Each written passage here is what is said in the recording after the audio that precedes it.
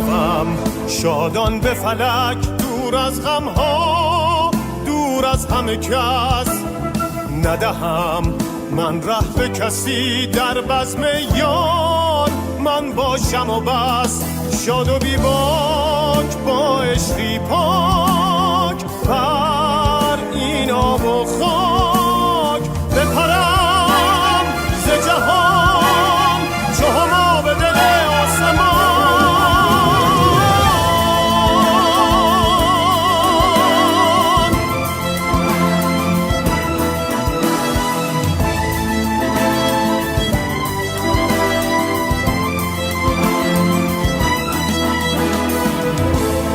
تپش قلب پر از امید من، تپش زندگیه. دل من دیده من، دنیای من، همه تا بندگیه. شور من چشمه نور من.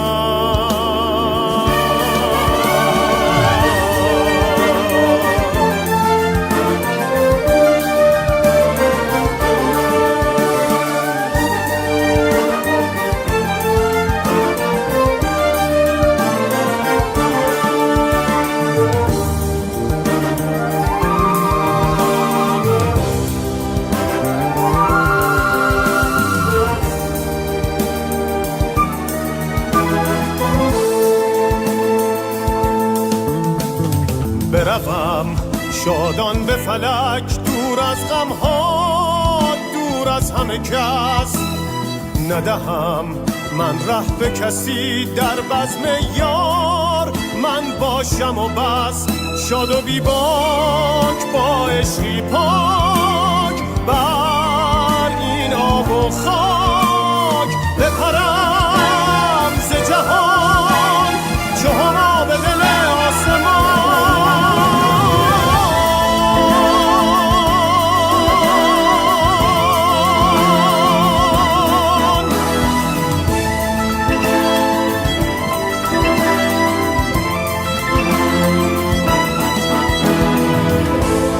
تپش قلب پر از امید من، تپش زندگیه. دل من دیده من، دنیای من، همه تا بندگیه. شور من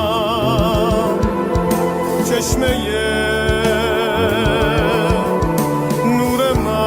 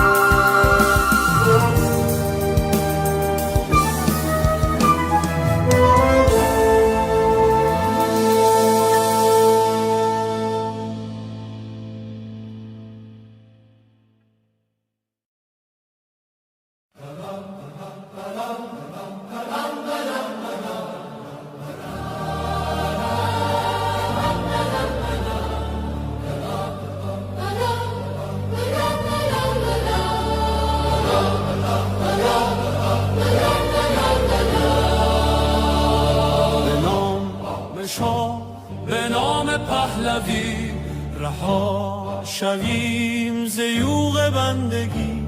شب سیاه ما ز نور شاه، سپید دم شود ز فر پادشاه. به نام شاه همه صدا شویم، برای میهنم من و تو ما شویم.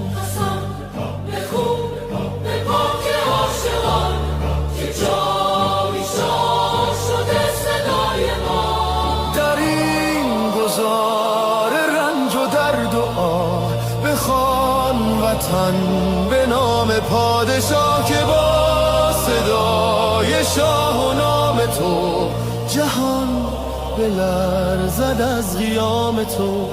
به نام شاه، به نام پهلوی، وطن شود دوباره مینه شوی شب سیاه ما ز نور شاه سپید دم شود ز فر پادشاه به نام شاه همه صدا شویم برای میهنم من و تو ما شویم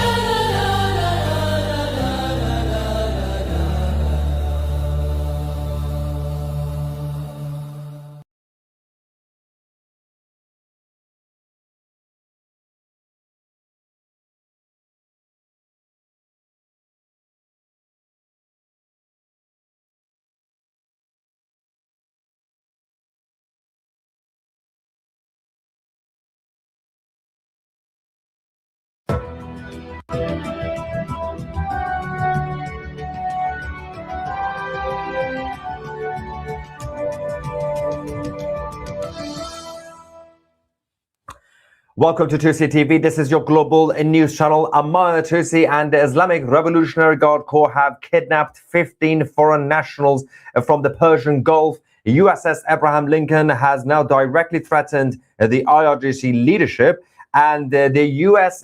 Treasury Secretary Scott Bessent has now said that the rats of the Islamic Republic are now leaving the ships, and the end may be near, the end of the Islamic occupation. Let's give you guys all the updates on what's happening. The IRGC are ready for tomorrow's so-called negotiations, which is not going to get anywhere.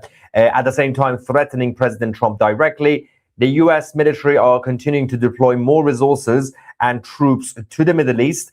Before we begin, a massive happy birthday to our head of marketing, Sarah Raviani. Happy birthday, Sarah. Hopefully, we will soon see a free and liberated Iran, and we'll do a live stream directly from Iran together.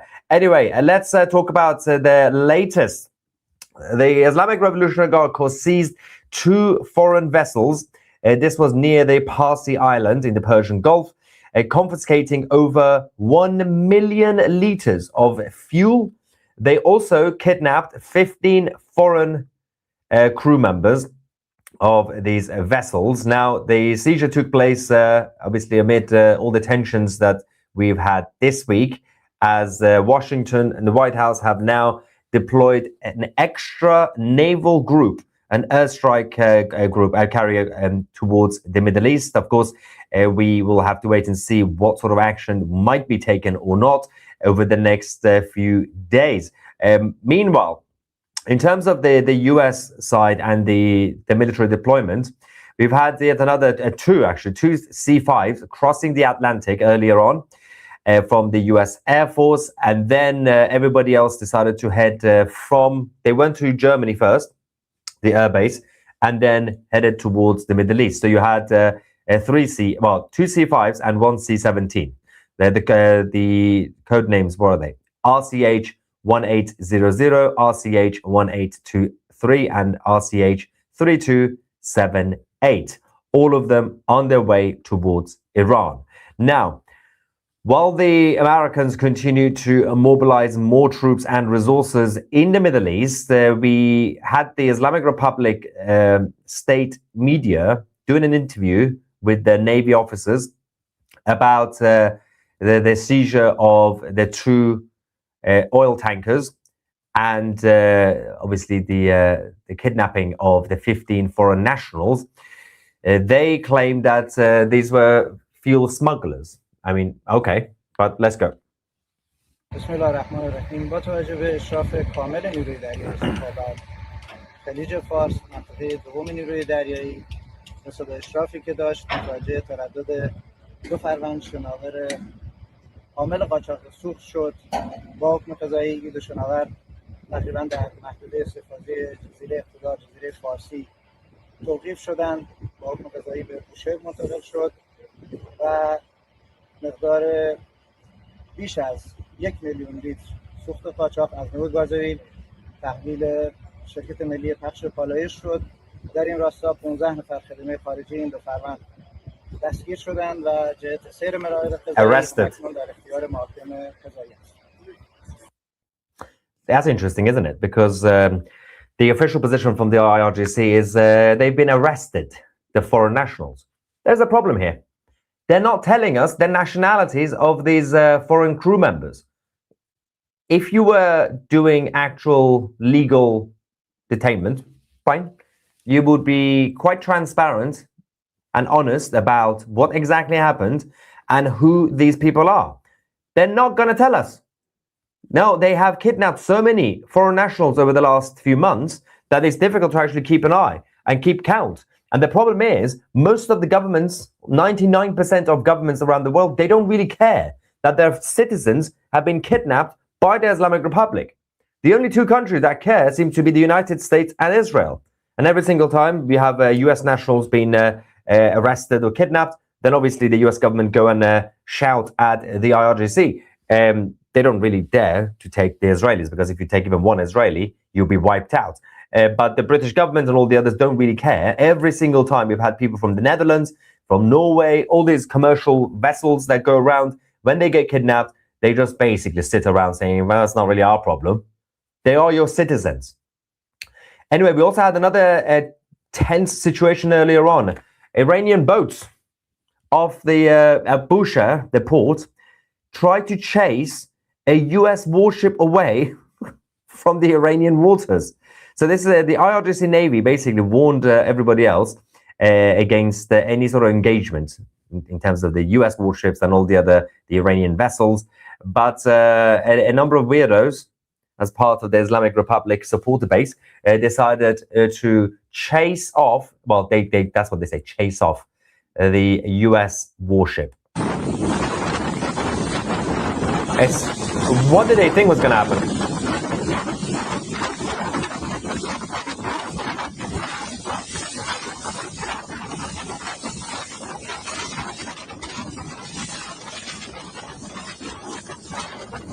Now, so embarrassing.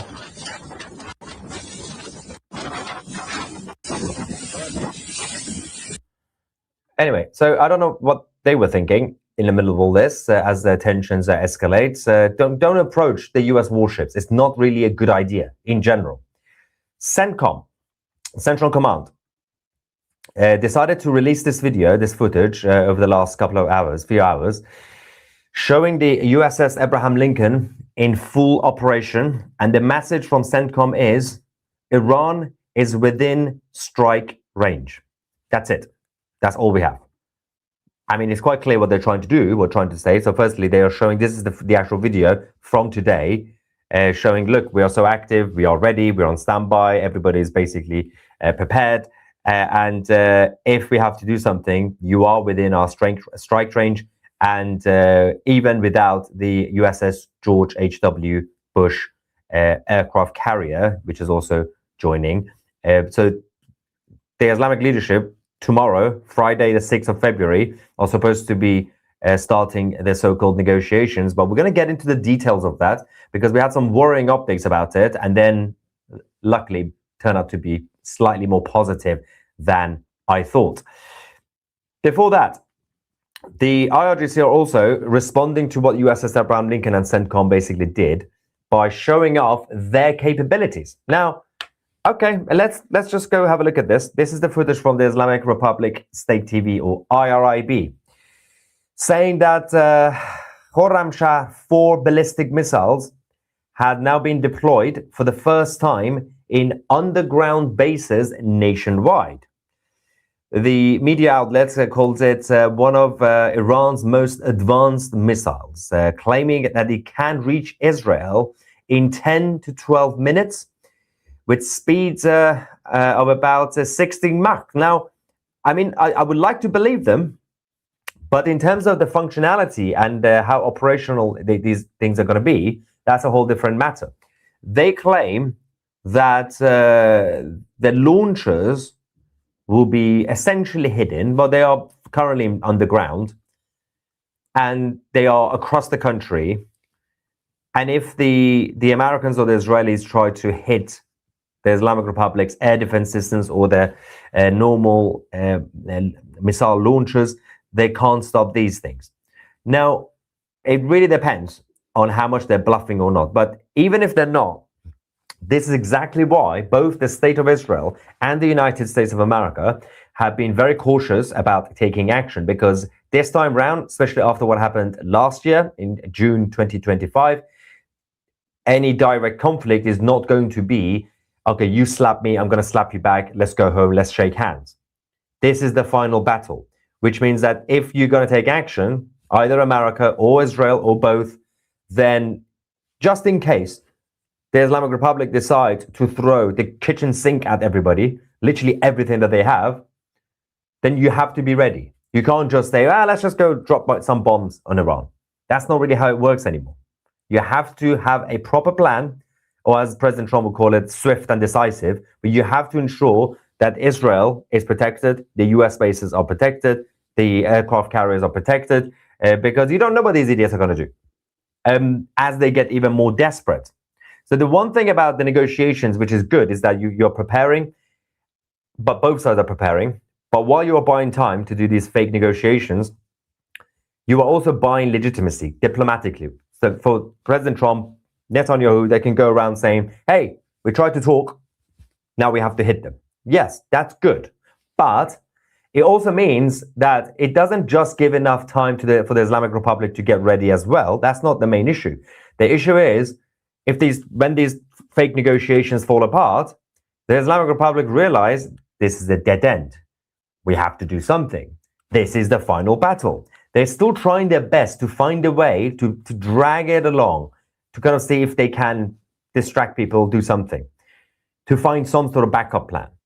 But right now, it seems to be going towards one direction, and one direction alone, and that is the final battle. Now, the IRGC General, Hossein Daghighi, has said in a very more straightforward way, and this is what you're dealing with, by the way, the Islamic Republic. He says, the IRGC General, our main goal is to drive America out of the region altogether.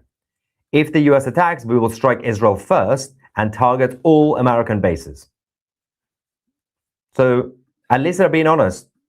The real agenda is not for Iran to be left alone and the Islamic Republic just do whatever they want to do. They want to push the Americans out of the Middle East. You're poking the bear. Let's go to the IRGC General. إذا ما تم الاعتداء علينا فالأمريكان هم في الحقيقة عندما يهددوننا فإننا أول هدف سوف نستهدفه هو الكيان الصهيوني، فهذا هو في مرمى سلاحنا، وهو القاعدة التي تعتبر الخاصرة الضعيفة لأمريكا في المنطقة. فأول هدف سوف نستهدفه هو الكيان الصهيوني. نحن لا نخاف هذا الحشد العسكري They're not afraid, guys. بل نحن مسرورون بأننا أمامنا أهداف نستطيع أن ننتقم منهم، ونستطيع أن نلقيهم دروسا تاريخية لا ينسوها أبدا عبر التاريخ. وبالطبع أن عودة الأعداء إلى المفاوضات، عودة أمريكا إلى المفاوضات، The enemy. You can't call them the enemy and negotiate. خوفهم من اقتدار الشعب الإيراني. نحن سوف نستهدف فورا كافة القواعد الأمريكية في المنطقة. نحن إخوان مع بلدان المنطقة، نحن إخوان مع حكومات المنطقة، ليس لنا أي مشاكل معهم، ولكننا سوف نستهدف قواعدهم في تلك البلدان. إذا ما أرادت أمريكا الدخول معنا في حرب يجب أن تخلي كافة قواعدها في المنطقة وتترك المنطقة، وهذا ما نبتغيه. هدفنا الأساسي هو طرد أمريكا من كافة. If that's the case, that you're friends with the Arabs, and they're not, apart from Qatar. So why did you publish a whole list of targets in UAE? Why? If your target is just going to be the US bases, why did you have a whole list of like 10 targets, 20 targets across UAE, Dubai, Abu Dhabi, and everywhere else? No, obviously, these guys, each person and each group inside the Islamic Republic are saying random things because they're just improvising at this point. And their main leadership, the Ali Khamenei's team, they are the ones. Any message coming from them, that's decisive. And they tend not to bluff. Ali Khamenei himself, whatever he says, he does, good or bad. Also, if you're wondering why you were hearing something that sounded like Arabic, it's because this was interviewed by I think Al Mayadin, and they dubbed. Arabic sounds more rough and harsh. Blah. Anyway, going back to the situation with the Americans and the deployment of their resources and their troops. Now, two other EA-18G Growlers alongside another F-35Cs have been operating around the USS Abraham Lincoln. This was part of the active operation that was for show, so that they could actually release the footage, as we showed you, to send a message to not just the IRGC leadership, but the commanders who keep launching drones towards the aircraft carrier, saying enough is enough, stop doing it. We can just shoot down any drone that you send towards us, but you're also within strike range, so it's probably best not to F around, not today, Satan, sit down, you are dying. Now, the IRGC are obviously getting desperate because the message from the intelligence service in Iran was they are slightly worried that any fresh round of airstrikes or war against the Islamic Republic would re-energize the Iranian people to take to the streets and finish the uprising. Because of that, in a desperate manner, they have accelerated their executions, public executions, and also private executions. At least 15 more political prisoners have been executed across Iran this morning. And this is basically them trying to test the waters, because we're only basically a few hours away, about 12 hours, 15 hours away until the Friday negotiations. And they want to see the reaction from the Americans. But it's a little bit risky because the Americans are not going to publicly react, because that's not the strategy right now. They're not going to take the bait. But you're not really helping the situation, because it is obviously going to affect your so-called fake negotiations. But because the Americans know that they can't deal with you, that there's no point. But they have to create legitimacy. They have to basically get the Islamic Republic to either walk away or have some red lines, which they do, that are impossible to meet. The Israelis, on the other hand, they have been getting ready over the last few days. The Prime Minister of Israel said that a critical mass is now forming to overthrow the Islamic Republic of Iran. But they're still unsure how easy it will be to succeed. They know that the opportunity is now coming. The regime is weaker than ever before. But as I've always said, it's a big country. It's a very complicated land, Iran. And taking out the leadership might not be enough. You have to basically take out the whole infrastructure and their hiding places and all the generals, all the commanders, mid-rank management, everybody that they have. And Netanyahu stated that Israel is prepared to deliver a very hard blow against the Islamic Republic, far beyond June's conflict, the 12-day war. He's also noted that the uncertainty over President Trump's ultimate actions, they still don't know exactly what the decision is going to be from the American side, based on the negotiations. But he did say again that the Israelis and the White House are still in coordination at every level, and it's not fully every level, because there will be certain things that the White House will not share, including exactly what the plan is, short term and medium term, for the tactics of the negotiations. And I can also imagine that the inner circle of President Trump in the Oval Office are also not sharing that with the rest of the government, because that is high level. And if one person leaks, the whole plan is ruined. So I can imagine the Israelis won't know the full details, just like how the rest of the governments also don't know. The Islamic Republic of Iran are also doing a reshuffle. Of course, the reshuffle transfer window has ended in January for Premier League, but in Iran, it is continuing. Ali Shamkhani, Ali Khamenei's senior advisor, has now been named as Secretary of the Defense Council. Now, this man has more lives than a cat. There's been a number of assassination attempts on him.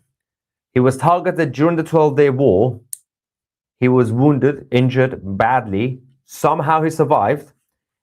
He's still around. So I'm guessing they thought, because they genuinely believe in superstitious nonsense, They probably thought, this guy, he's untouchable. Let's make him the Secretary of Defense Council. In case everybody else dies, this man might just about survive. Thing is, you're jinxing it now. It's not really a good idea. It will be ironic and hilarious if he's the first one to go when the airstrikes begin. But so that's what they're doing. But in terms of the tensions in the near the Persian Gulf and Strait of Hormuz, the IRGC have once again sent another warning. The former minister has now warned the United States that the Strait of Hormuz will be the killing field and hell for Americans. Doesn't really help when you're about to start negotiations and you call the Americans enemy and we're going to create hell for you. Let's go. امروز هم تنها کاری که به ذهنشون رسیده اینه که با این ناوشون بازی کنن، از یه جایی حرکت بدن به یه جایی دیگه بیان. من مطمئنم که تنگه هرمز قتلگاه اینا خواهد بود، جهنم اینا خواهد بود. ایران نشون خواهد داد که تنگه هرمز متعلق به ایران در طول تاریخ. تمام اهدافشون در دسترس ماست. اینها باید موقعی بترسونن که اون کشور جرأت عملیات نداشته باشه. مثل همه این کشورهایی که دور و بر ما بهشون حمله شد هیچ کاری نکردن. اما فهمیدن که ایران میتونه جواب بده. We might be getting an update. موشک‌های ما، پهپادهای ما، توان نیروی دریایی ما توانمندی نظامی خیلی بالاست و نیروهای مسلح ما متخصصن. Okay. We'll verify it. آمادگی دارن که کوچکترین حرکت تهدیدآمیزه Can't take him seriously. بنابراین این آخرین کاری که کردن حتما پاسخ خواهند گرفت. Okay. Well, I'm scared. I don't know about you. I'm absolutely terrified, guys. Look at his face. Firstly, the average age of those in the Islamic Republic is currently about 55, 60. And also, there is not one single good-looking person inside the Islamic Republic leadership. It's like they were born looking like monsters. So it does really help because following the fall of the IRGC, when you walk around the streets of Iran, you could easily tell who is who. Yeah, the ugly ones are the IRGC. Anyway, President Trump was speaking earlier on Iran, and he said that the IRGC, they're negotiating, and he said it for the first time because they're terrified, because they don't want to get hit. And also he was giggling while I was saying it, which is slightly concerning. Let's go to the president. Just ask Venezuela, ask Iran. They're negotiating now. They don't want us to hit them. You know, we have a big fleet going over to Iran, but so Raisin was there at the bottom of the plane.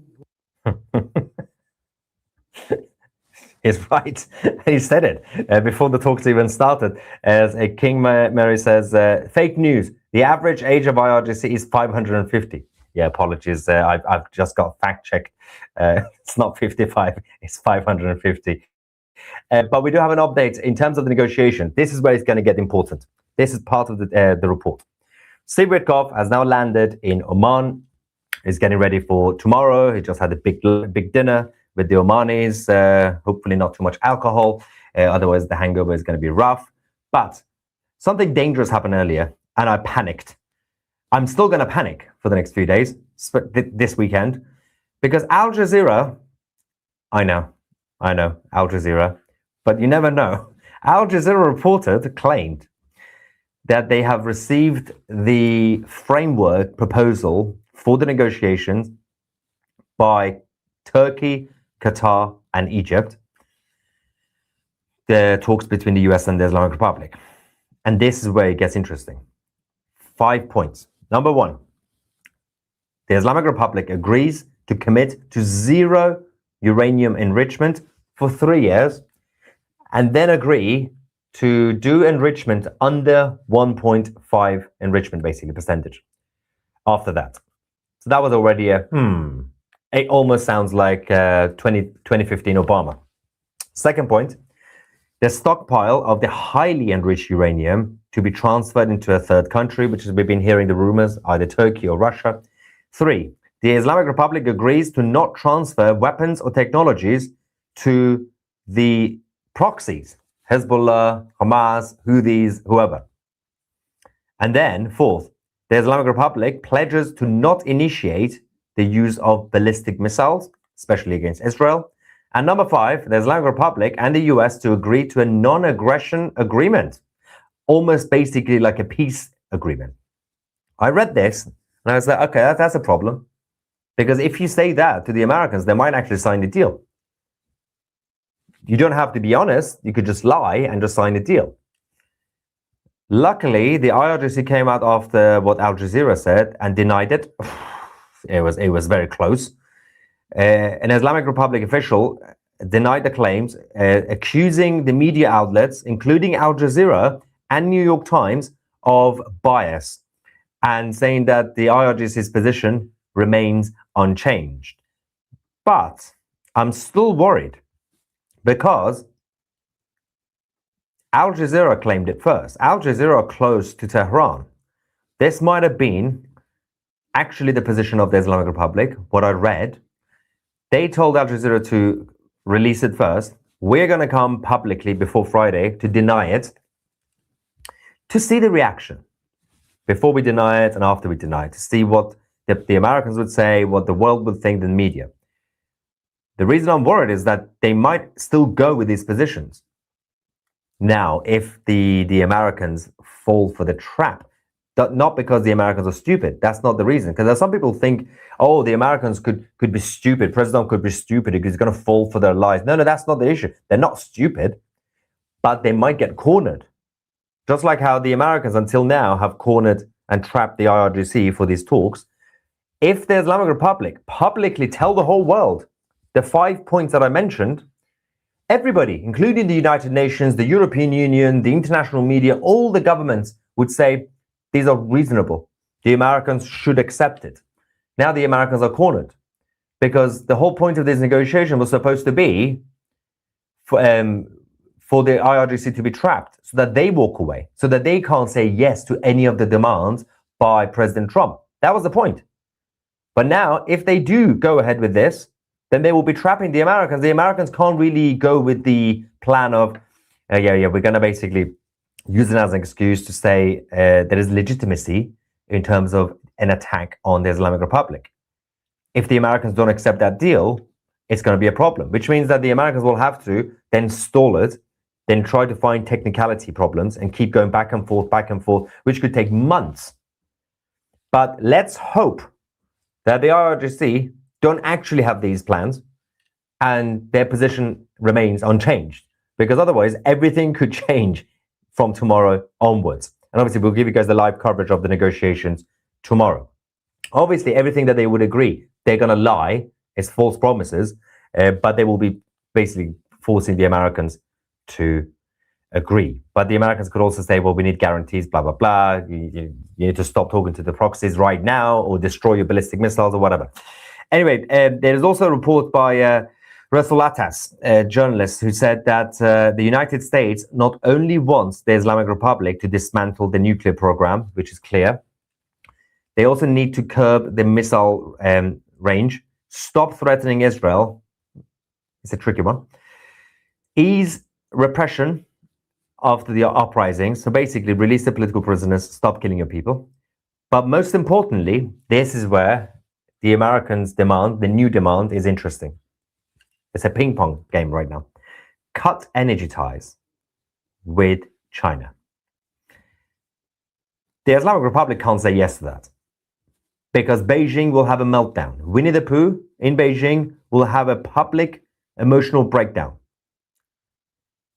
If that's on the table, but the problem is, if the energy cut is on the table, it's not going to be a red line. It's just going to be a demand. It's highly unlikely that the Americans would use that unless they have to.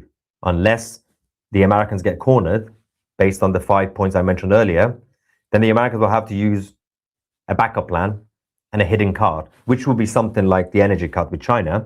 Use that as a new red line. They need to come up with new red lines. They need to keep coming up with new red lines to force the IRGC not to basically say yes. That's the only option, because you can't deal with these guys. They know they can't deal. Marco Rubio said that. J.D. Vance said that. And President Trump also repeatedly said that. until the negotiations start. And then he goes back to, yeah, we're going to talk because they want to talk to me. He doesn't say the Americans want to talk. He says the Islamic Republic want to talk to me. So we're going to talk and listen to them. Hear them out. We also received the latest footage from the uprising in Iran. During the protest, their video shows that the regime forces on motorcycles randomly spotting a group of people just walking on the pavement and randomly opening fire on them. Watch this. Look at the guys on the right.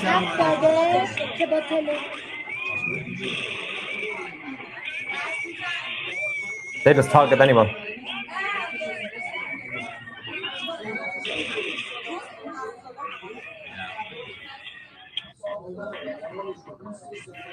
This is the reality right now on the ground for the Iranian people. It is war, and they knew it's war. And they started the uprising because they had no other option. They've been oppressed for 47 years now. But their fight continues. The interesting thing about the Americans is that while President Trump is saying they want to talk to me, let's hear them out, the message from the rest of the government is interesting because Marco Rubio yesterday was extremely robust. Even J.D. Vance was quite robust for once. Now, today, the U.S. Treasury Secretary, Scott Bessent, he said something very fascinating. He's been doing his homework thanks to CIA intelligence. The Islamic Republic have been wiring money out of the country. They're still doing it. They're still packing their bags. They know they need a backup plan anyway. They're not that confident that they're going to be saved by President Trump. So Scott Bessent said, the IRGC rats are leaving the ship. This is a good sign that they know that the end may be near. Let's go to Scott. Our fencing, we have seen the Iranian leadership wiring money out of the country like crazy. So the rats are leaving the ship, and that is a good sign that they know the end may be near. These are subtle things that you see every day in the media, but they're very important in terms of messaging and in terms of rhetoric.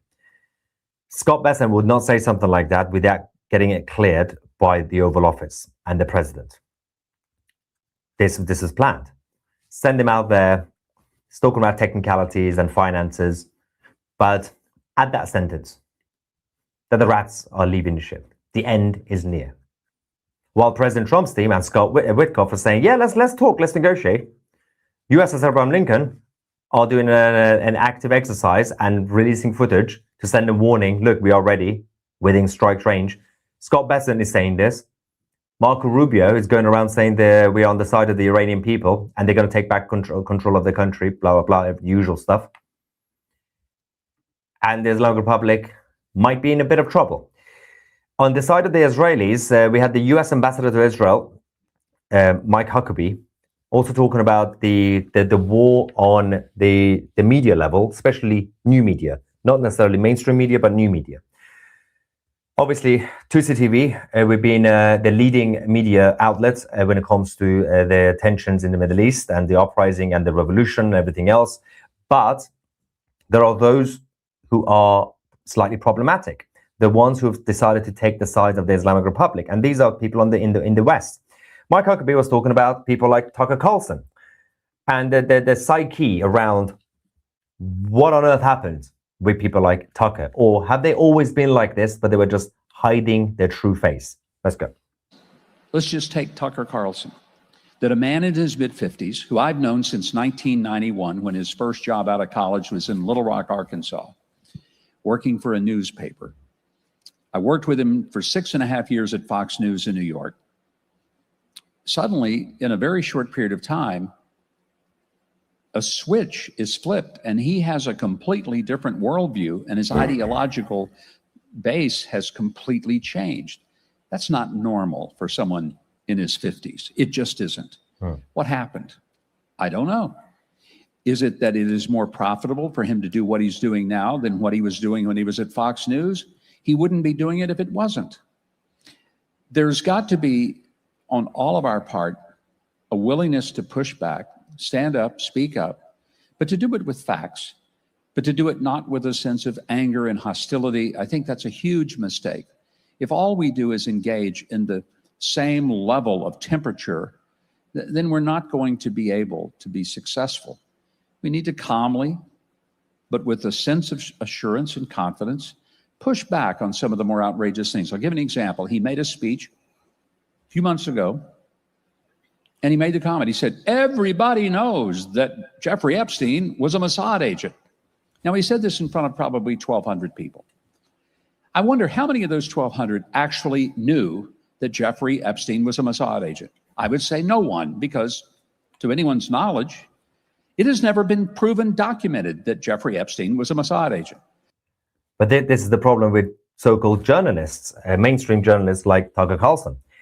Normal people could go around and say, we saw pictures, we saw some documents, out of context emails.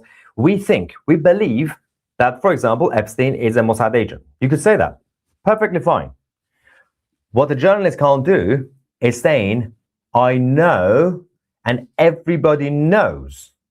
You could have a smoking gun. Fine. But you can't say, I know. You could say, I think. I'm fairly confident. I believe. You can't say, I know, unless you have evidence. You could say, oh, yeah, I mean, it's a little bit weird. You know, he was hanging out with the former Israeli prime minister, who was, by the way, a globalist left-wing weirdo. And Netanyahu warned everybody about him, Barak. Also he wore an IDF t-shirt once. And, there's a couple of emails, weird stuff. So I think Jeffrey could have been Mossad, right? You could say that. But saying, I know, without evidence as a journalist, that creates a problem when it comes to the atmosphere that you're creating for the media, the so-called credibility of journalism.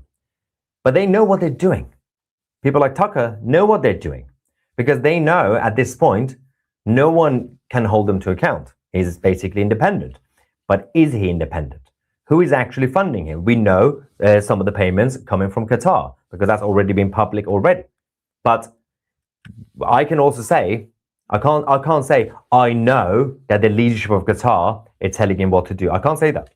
But I can say, it feels like, I think that somebody from the Muslim Brotherhood side, the Qatar side, might have influence on him. I can say that. But without showing you evidence, I can't say, I know that Tucker Carlson is in the pockets of Qatar. I think he is, but I can't say I know. But people like Tucker don't have that level of integrity to actually do proper journalism. The difference between facts and opinions. Fisher's Man says, Iran has a space program. Iranian payloads have been placed in orbit by Russia, pretending like the world will simply come out unscathed is foolish. I'm not taking this seriously. be very terrified of the secret plans by the Islamic Republic with the incompetent space program that hasn't achieved anything over the last 10 years. But yeah, be very scared. They might have secret things with the Russians, guys. They've been hiding things in the space. Moving on from Candace Owens, Matt says, TC, you should do a members-only cruise out of Florida in 2027. You can do live.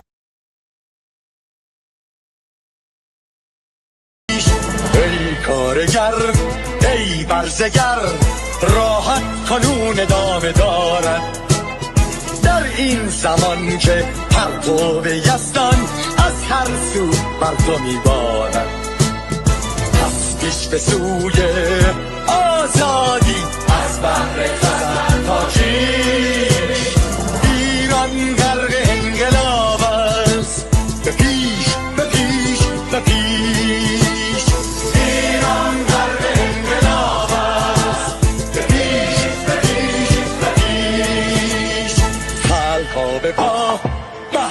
دفاع از استقلال و آزادی تا بشکنیم پشت ارتجاع تیریزی ویران آبادی تا زنده سازیم سنت‌های می از هر آیین و کیش ایران غرق انقلاب است به پیش به پیش به پیش ایران غرق انقلاب است به پیش به پیش به پیش با امید روزی که تمام جنبشو انقلاب تموم بشه و ما در روشنایی، نور و سعادت مردم کشورمون غرق بشیم.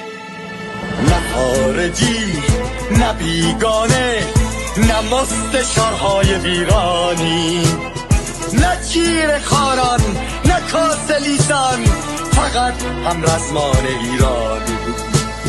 بابا شرافت میهنی بسازی بهر فرزندان خویش. ایران غرق انقلاب است، به پیش به پیش به پیش. ایران غرق انقلاب است، به پیش به پیش به پیش. مردان بیایی داخل صف ما، اکنون که آغاز رویاست. دشمنان بدانید ما زنده هستی، بعد از ما هم ایران پابرجاست. آن روح شیطان ما را فریب داد با صد شعار مردمیش. ایران غرق انقلاب است، به پیش به پیش به پیش. ایران غرق انقلاب است، به پیش به پیش به پیش. پرچم ما، پرچم ایران، غرق خون شهیدان. روی شانه هامان هم میکنیمش در هر خیابان و میدان. تا ماسک دلغکان را برداریم از روی تسبیح و ریش. ایران غرق انقلاب است، به پیش به پیش به پیش. ایران غرق انقلاب است، به پیش به پیش به پیش.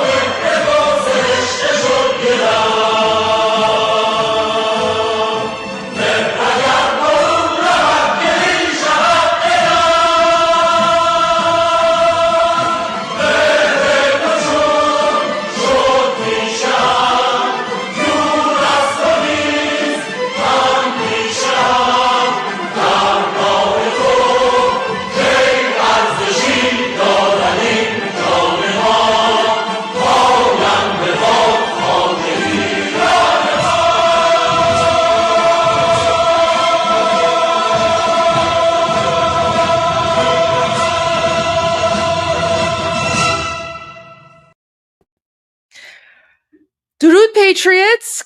Good morning, good afternoon, good evening, wherever you are. Welcome to day 40 of Iran Revolution Live with your amazing host, the wonderful Armin Navabi. And your amazing host, Goldie Gamari. But I'm about to leave because we started late and my discussion group is right now. So I know, sorry. I'm so sorry. So Armin, like today has been a crazy busy day for me. And then I actually had a podcast interview from 1 to 2, from 12 to 1. Sorry, no, from 1 to 2 is when I had it. And then I have another one that's starting at 5. So I'll let you go to the discussion group. All But right. if you So could I'm just gonna put the links up for the discussion groups. But if you Yeah. could please come back maybe like 15, 20 minutes early so that I can go to my next interview at 5 o'clock. Of course. Thank you I so got much. you. I Thank got you. you. Appreciate No worries. that. I'll yeah. And also when you're getting close, if you want to message me to make sure that I leave, like message me on WhatsApp and I'll make sure to leave early and come back right here. Okay, thank you. All right. Really, really appreciate that. Of So- course. And yeah. So guys, I'm just gonna put the link in the chat. I'm gonna go to the discussion group. And I'll be before Goldie has to go for her interview, I'll be back. Okay. So see you guys soon. Bye guys. Bye. So guys, totally my fault for this because like I can't, so I actually wanted to start the live stream earlier, okay?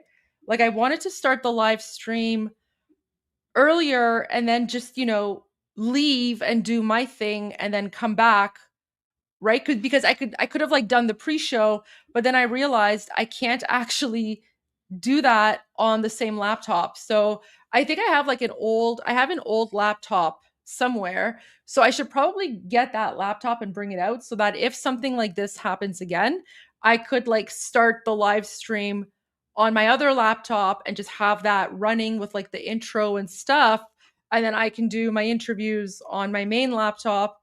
And then when the main laptop is done, you know what I mean? Because it's been hectic and today has been super busy for me, guys. Like it's so much going on.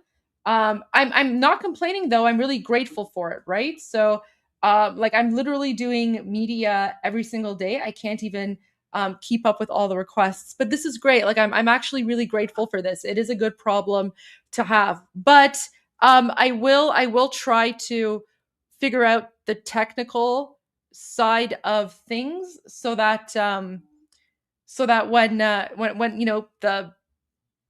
if there's overlap, at least the live stream can still be running, because I know many of you guys were concerned. I apologize. I know I did put a post on YouTube, but I know many of you don't check the YouTube post. Guys, even my mom called me at around 12:30 when I was getting ready for my interview at 1. She's like, "Are you okay? Are you safe? What's going on? The live stream hasn't started yet." So I apologize. I will try to figure it out. But again, guys, as you know, it's literally just me, my laptop, my camera, and a ring light. But I will work on that. I promise. Honestly, like I haven't even checked the news. I haven't even checked the news today to see what's going on. Like that's how busy my day has been. But again, good busy, right? Good busy. Let's see here. What do we have? And Armin's supposed to give us all like the military updates, but I don't see any of that here.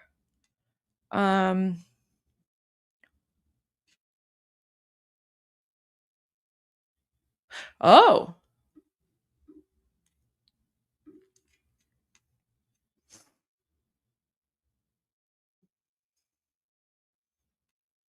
Wait, what was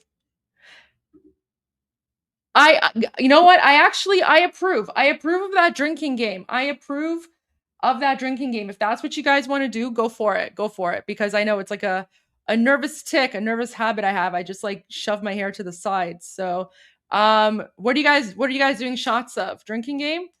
There you go. Shots of what?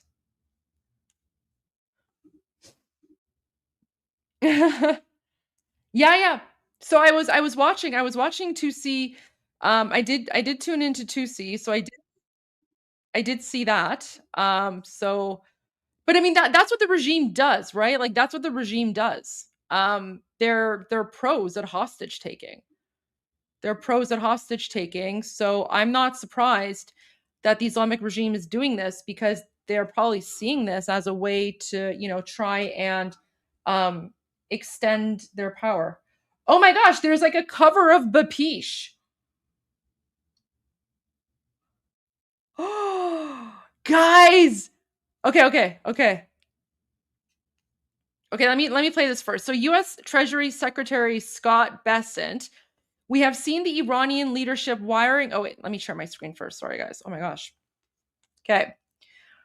US Treasury Secretary Scott Bessent, we have seen the Iranian leadership wiring money out of the country like crazy. The rats are leaving the ship. This is a good sign that they know the end may be near. Okay, let's listen to this. Our fencing, we have seen the Iranian leadership wiring money out of the country like crazy. So the rats are leaving the ship, and that is a good sign that they know the end may be near. Yeah, so this is interesting for two reasons, right? The first reason is that of course he's confirming that that the end is near, right? So the end is near, but guys, there's an underlying message here, right? The underlying message here is that the United States is aware that the Islamic regime is wiring money, and so they probably know where. No. This is right now. This is OSINT just posted this from like an hour ago. I mean, yeah, this was today. He spoke about the economy a few weeks ago. Like, he spoke about the Islamic regime wiring money out a few weeks ago. But this is today. But guys, like, this is important for two reasons, right? The first reason is that of course, he's confirming that the end of the Islamic regime is near. But guys, yeah, if you read between the lines, what he's basically saying is that the United States knows not only that the Islamic regime is wiring money, but they probably know where that money is going, right? So he's basically saying to the Islamic regime, we're onto you, we're watching you, we see what you're doing, we know you're moving funds, and, probably, I'm assuming, they know where the funds are going.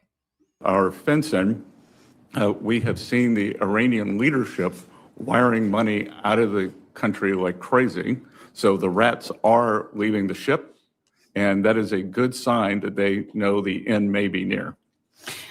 Our fencing. Interesting. Okay, this is a cover of Bapish. It literally just popped up on my it just popped up on my YouTube. But what's interesting about this? Like, what's interesting about this is that so this is a cover from an Iranian singer named Mansour. Okay, so we all know Mansour, we love Mansour.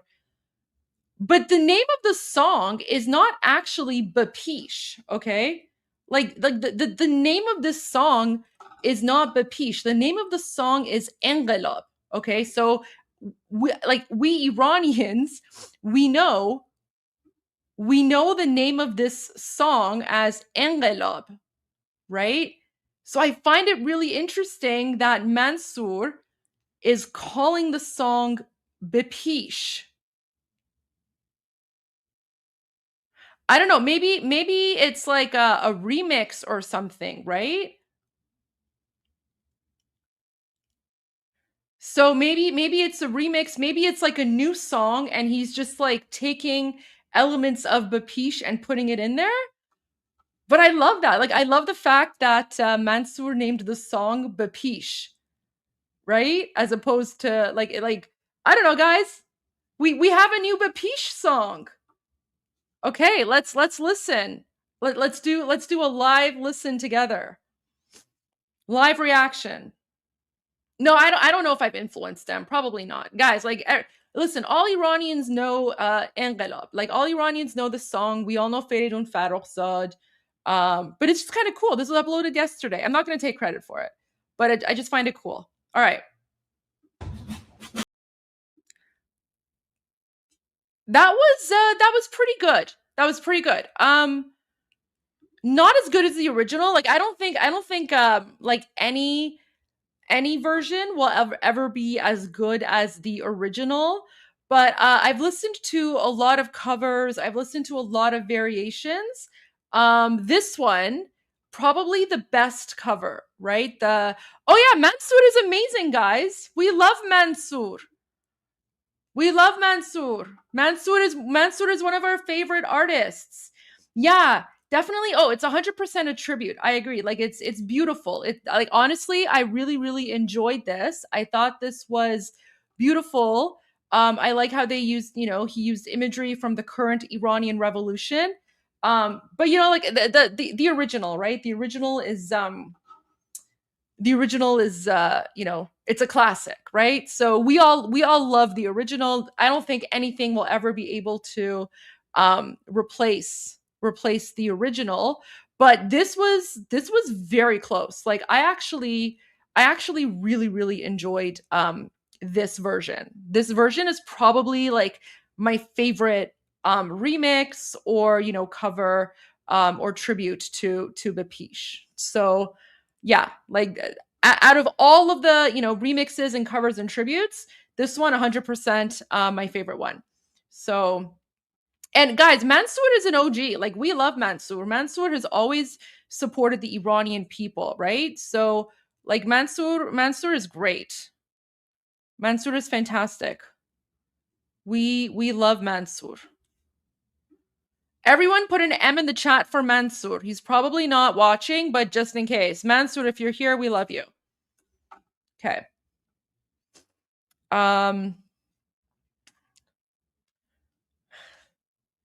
He's great. Mansour is great. He sings a lot of like traditional songs too, like traditional my favorite Mansour song is Faqat be khatir to, of course. I think every Iranian loves the song Faqat be khatir to. Oh yeah. Oh, Mansour, I'm telling you, Mansour's an OG. Mansour, he supports King Reza Pahlavi. He supports the Iranian people. Mansour's the real deal. Yeah, he's one of the, OG Iranian celebrities. What, you want me to play Faqat be khatir to?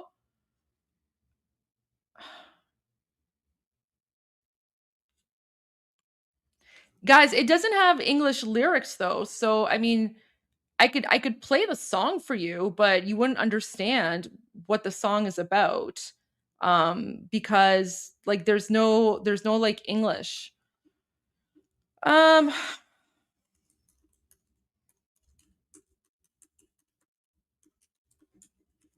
mean, I can see if I can find. No, there's no like English. I'm not gonna translate like a 4-minute Iranian song for you.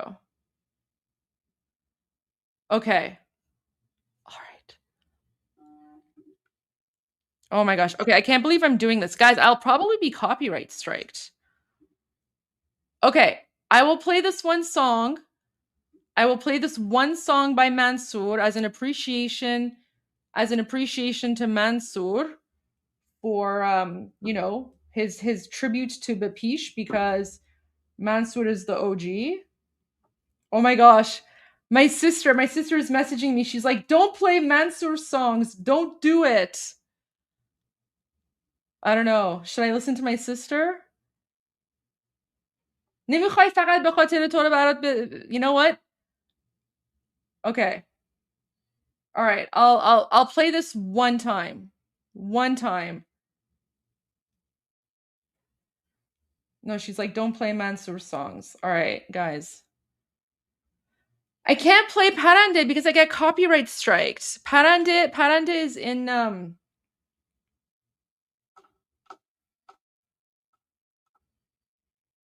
Okay. You know what? I'll play the songs later. I'll play the Mansour songs later, because like his songs are like, they're cheerful, they're about love, right? It's not really the topic of like, I mean, yeah, you can look it up yourselves, guys. So here, why don't I'll put the link. I'll put the link to his song here. Oh, wait. I mean, I'll put the link to his song here in the chat so you guys can, go and find it yourselves, right? There you go. I'll put it in both chats for you guys. There you go. Now you can go and you can find Mansour's songs, and you can, you can find more songs by him. But okay.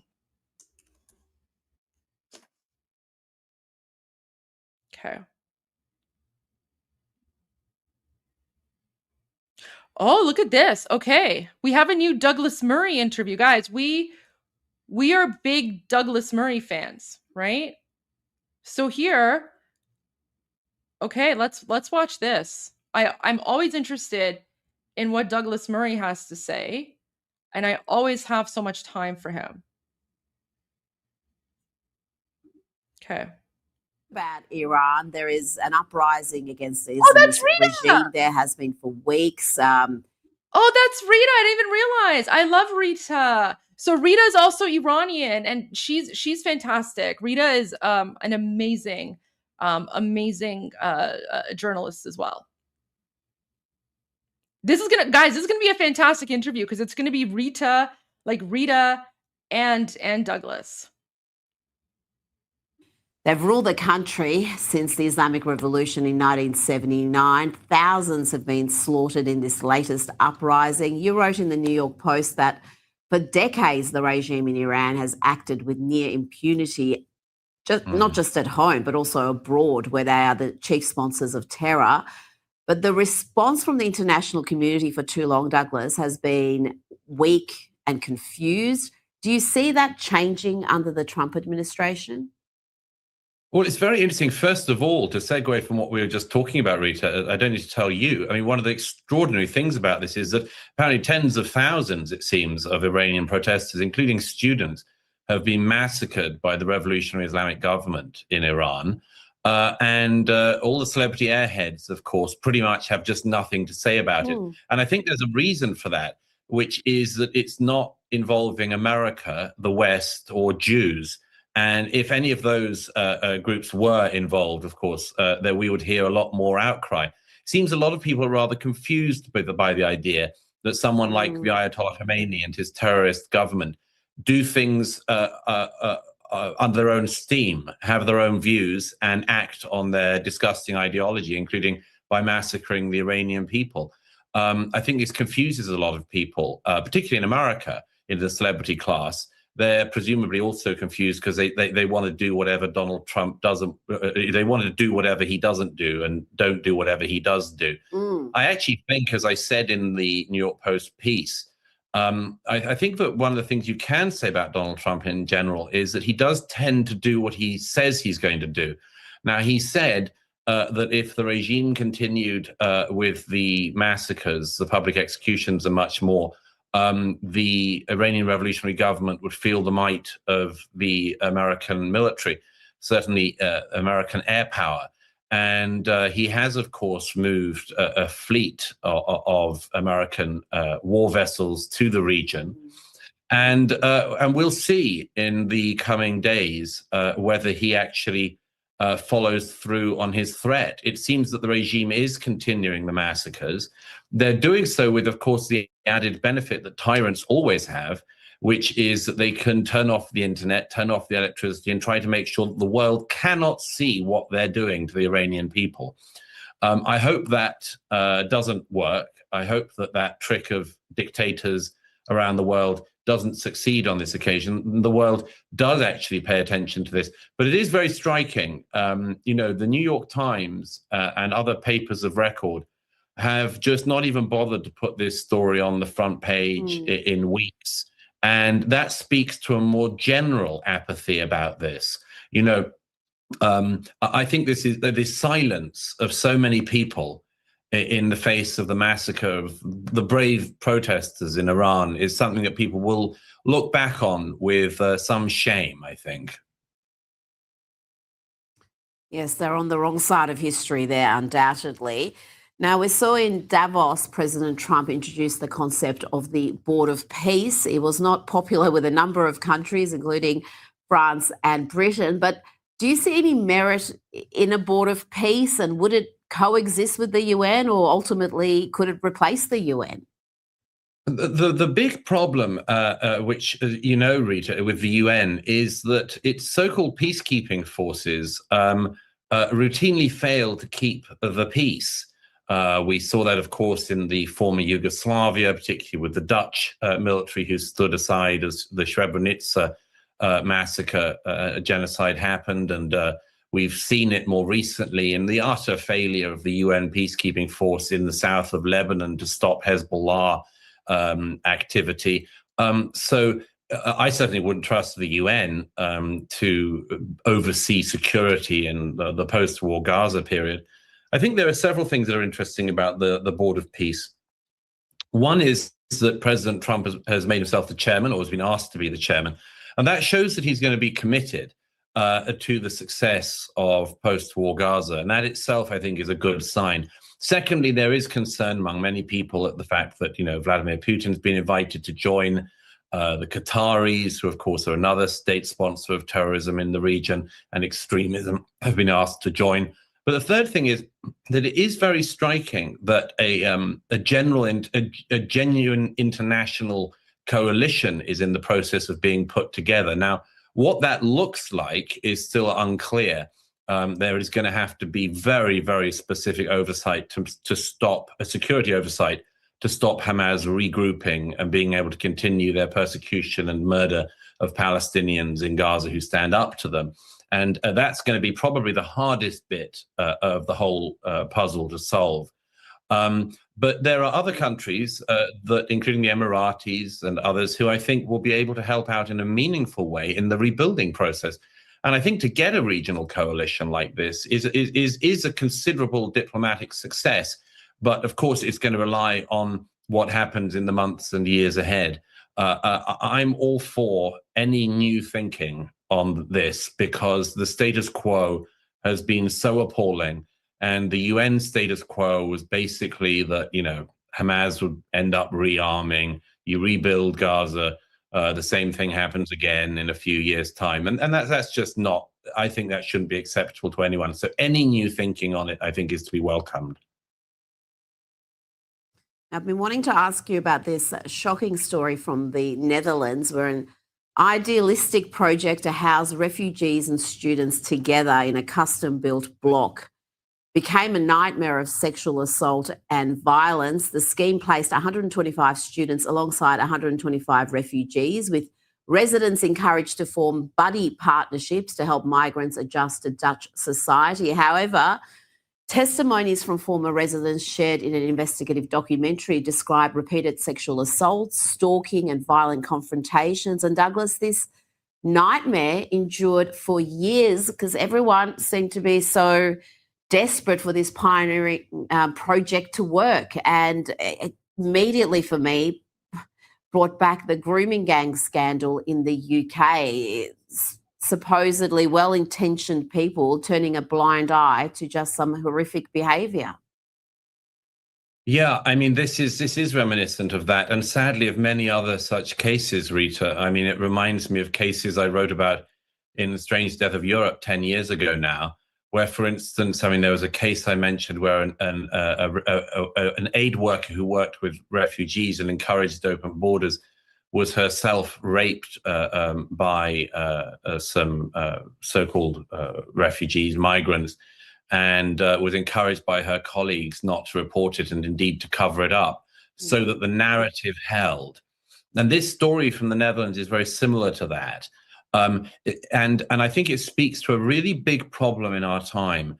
You have to ask the question, how many, for instance, sexual assaults do you want to cover up in order to protect the narrative that you're pushing on the people? See, I would have thought the answer is none. I think that would be the obvious one. If you stick a bunch of students beside a large number of recently arrived males from other cultures who will not share the Dutch attitudes towards sex and much more, you are going to have problems. I would have thought that the moment that the first assault happened, you scrapped the experiment. But isn't it interesting, Rita, that in all of these cases, there seems to be this belief that the foundational, I wouldn't say myth, but the foundational belief of the society has to be held to, even if a massive number of lives are ruined along the way. And I don't think that should be the deal. I think we should be able to pivot. We should be able to reverse mistakes.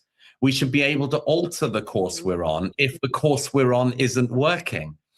But we'll see, you know, maybe the Dutch authorities, like many of the British authorities and others in recent years, will decide that there is some permissible amount of rape that you can have in your societies in order to continue the shibboleths of our time. I think it's lamentable that, and then you mentioned history earlier. I really think that when people look back at things like this, look back at the way in which in 21st century Europe we regarded people and victims of victims of sexual violence as being just sort of easily counted up as just collateral to the prevailing ideology. I think we'll look back on that with not just bewilderment but serious judgment.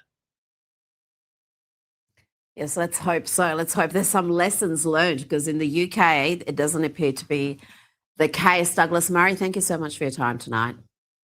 It's a great pleasure as always. Guys, I have some interesting videos here from President Trump.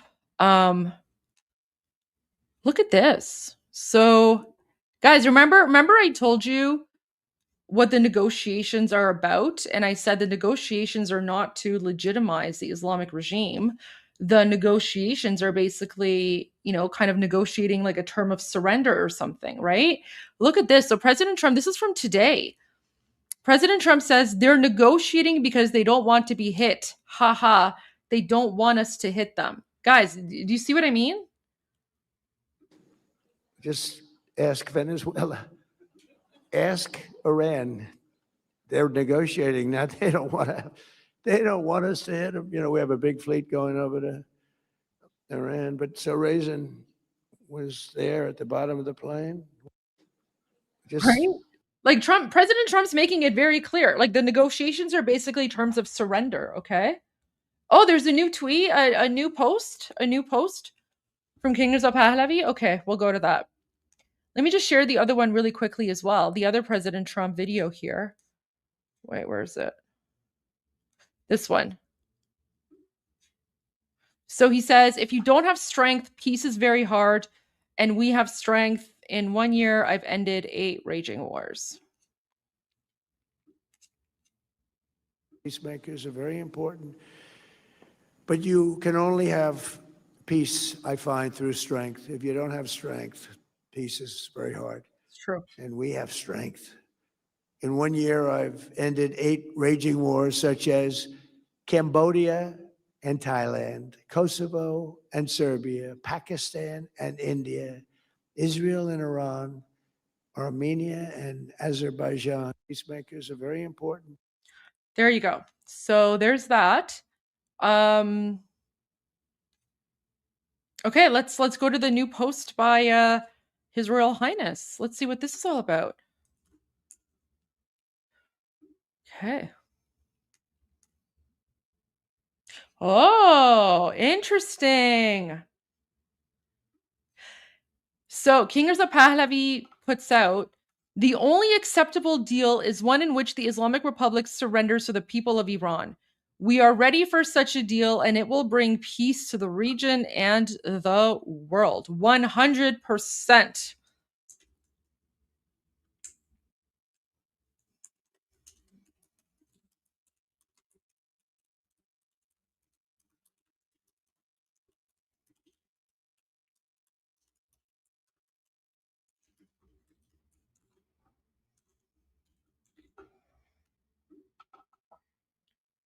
There you go.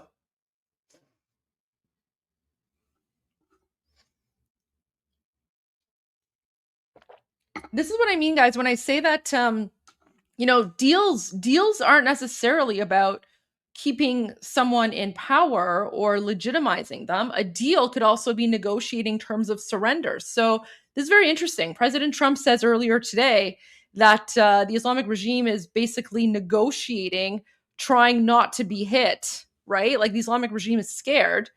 And so the only acceptable deal is one of surrender, right? So there you go. That's and then he of course posted it in Persian as well. Interesting.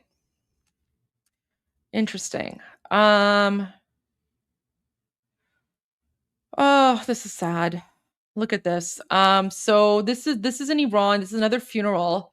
There's so many funerals, guys. So many. It's hard to keep up with everything.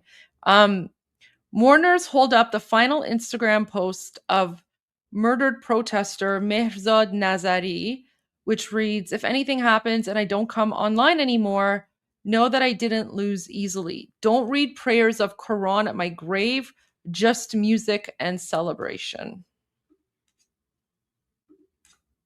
Wow.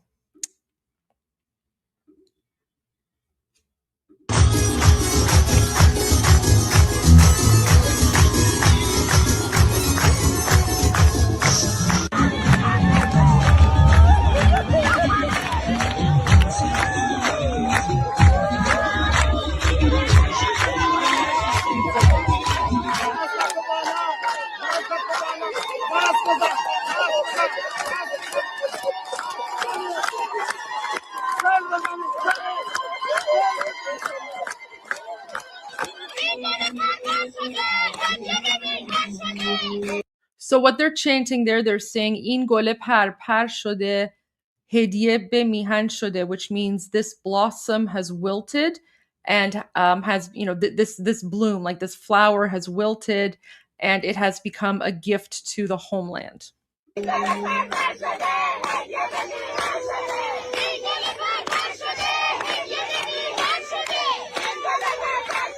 So guys, like when I tell you that Islam is dead in Iran, I'm not exaggerating. Like I'm not making this up. It's not like, my personal opinion, right? You even have these young Iranians, right? These young Iranians are saying, if anything happens and I don't come online, don't read prayers of Quran, right? Like don't go to Islam, don't read the Quran, just, music and celebration. And that's what his family and friends are doing, right?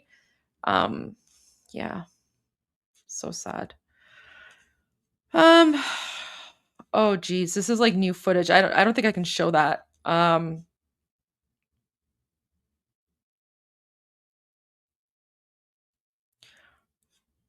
Oh geez, yeah. So I'll just pause here. So what this is you see just, some,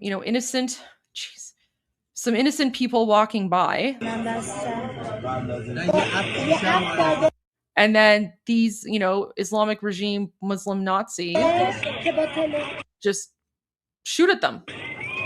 Just shoots them, right? Just three young people walking by, and these Islamic regime Muslim Nazis decide to, they indiscriminately shoot at everyone. Yeah. I can't watch the full thing. There's no way I can watch the full thing.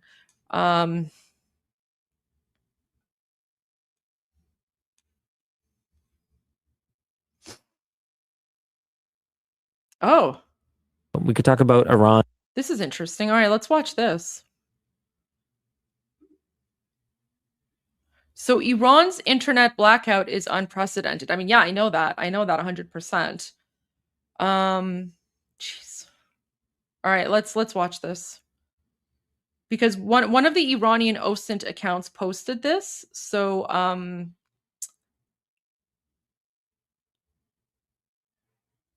is that who this person is? I don't know. Someone named Linus Tech. So an Iranian OSINT account that I follow posted this. All right, let's watch this. Oh, is he? Okay, well, I just followed him. All right. Let's watch this. We could talk about Iran's internet blackout. This is brutal, man. It's now been 22 days since the Iranian authorities have imposed a near total communications blackout in response to anti-government protests, during which as many as 30,000 protesters are thought to have been killed. Fixed line internet, mobile data, and internet voice calls have all been cut off, with domestic communications and Starlink communications also seriously disrupted. Some connectivity is now slowly being restored, but the Iranian government is reportedly utilizing deep packet inspection and a whitelisting system to impose what an anonymous Iranian cybersecurity professional has called digital isolation. International internet access won't be reopened until at least March, but it will never return to its previous form, according to an Iranian government spokesperson. This new approach is also expected to have a major impact on the effectiveness of VPNs and Tor connections. So this is seriously that's not good. A problem and a trend that, as technologically driven control tools get more and more sophisticated and better understood, is only going to increase in certain parts of the world. Hopefully not all of them, and as few as possible. So just wanted to flag this for you guys. This is a real problem. Our stance is that this is terabad. Was there anything to add, Mr. Luke? I don't think so. Starlink is an interesting one because I'm not sure necessarily how they are like jamming it or stopping it. I don't know if they've requested that it doesn't, because I know that that is a thing that you can do. Not sure. Not necessarily that they would comply. I'm not saying that, but I know that you could ask for that. In places like China, with the Great Firewall, VPN usage is like a extremely open secret. Like everybody kind of knows. I have a feeling Iran might not go quite the same route with that. This is what I'm kind of thinking. I also don't know exactly how this is happening. Like, would it even be possible? Are they even connected at all? Far Now asks, I wonder if the global internet is dying, if there will only be regional nets. That's exactly what this means. Like, RuNet's a thing. China's own firewalled internet ecosystem is a thing. Yeah. The tools exist, and it's big business providing these tools to authoritarian regimes. It's happening. It's coming. Yeah.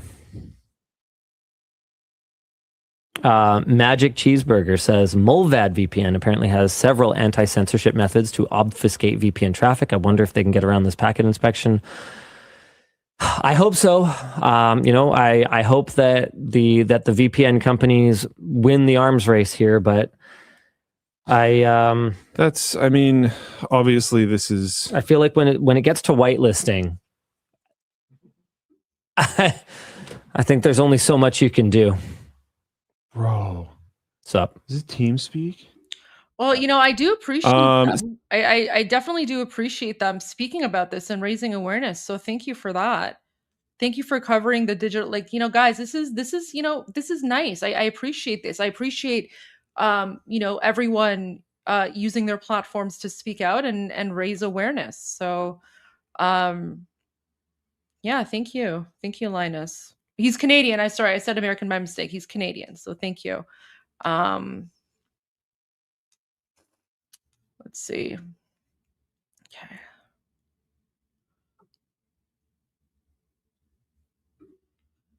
What? I don't know what that is. Oh, Mark's an OG. Look at this. So Mark Levin writes, to be clear, it would be catastrophic if our generation failed spectacularly our children and grandchildren by passing on to them the enormous responsibility and burden of defending themselves from a mass murdering regime in Iran. Let us not delude ourselves or even praise ourselves, as Britain's Neville Chamberlain did when he declared peace in our time after negotiating with Adolf Hitler, that a paper peace agreement will somehow constrain, let alone eradicate, the insatiable and evil ambitions of a maniacal death cult hell-bent on terrorizing us and using nuclear weapons against us. We all know what must be done, right, guys? I feel like, guys, Mark Levin is very close to President Trump. Oh, I can't show the morgue footage. Oh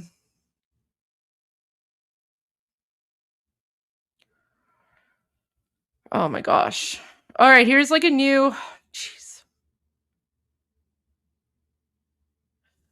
The Islamic regime is now putting out like, videos where they're basically trying to threaten the United States military with these jokes. So like, again, this is how insane, like, guys, it's literally like a Muslim Nazi dictatorship, right? Who is this person that's just like commenting? Are you in my chat or are you in Armin's chat? You're just like complaining about everything. Who are you?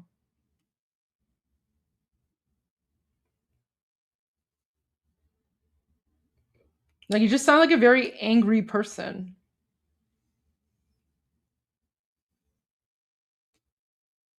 Like, you just sound like a very angry. No, you're not in my chat. I probably banned you from my chat. That's why you're not in my chat. All right. Anyways, okay, so let's watch this crazy video that the Islamic regime put out, where they're basically trying to threaten the United States. Let's watch the original version first, and then I'll provide the Goldie edition afterwards. I'll provide the circus music after. Oh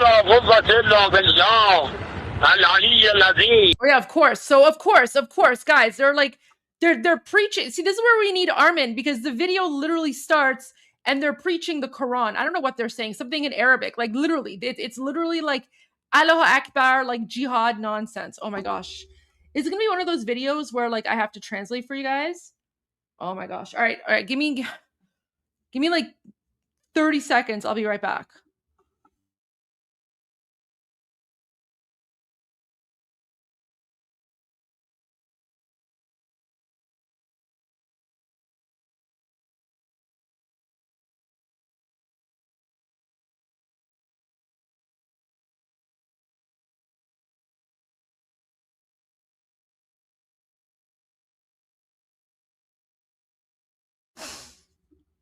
I didn't realize this video was going to be one of those potential like Muslim Nazi jihadi videos that I have to translate. So I needed to go get some bubbly. So this Islamic regime state TV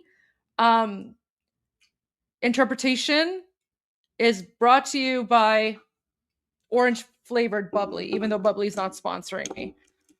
Here we go. Okay.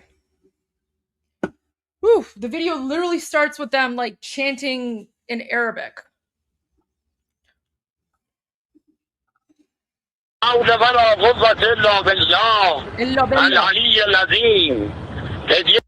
don't know what that was. That was like la billah, illa billah, something, something. Literally, he's saying like illa billah. Illa billah. I don't know, like something Muhammad, Allahu Akbar, jihad, right?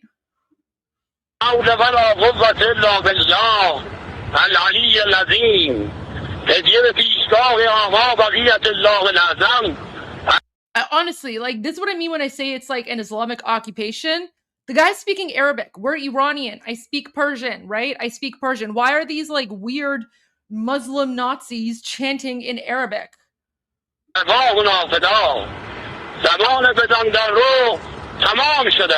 Okay, now that was in Persian, but I can't even like, their Persian is so bad I can't even understand what he's saying. Like Zaman is something. He's like, the time for something is over. I don't know. Maybe the time for their existence. I have no idea. And then there's like a giant pencil here. Giant pencil.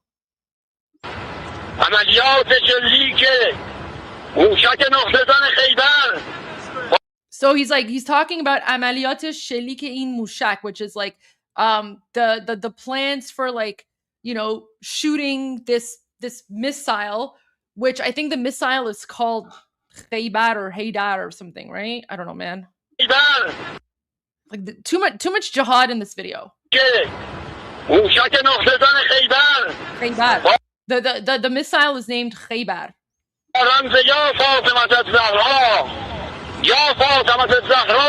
Oh, and then he's saying like he's like chanting to Zahra. Remember from like Jihadi Pilates when the old man was like Ya Zahra, and then I was like Zahra, she's not like an imam, she's a woman, right? So Zahra is either like the wife or the concubine or the bastard daughter of one of the, I don't know, Muslim imams. So now this guy is like, you know, chanting to Zahra. I don't know, maybe this missile is going to go into Zahra. I have no idea.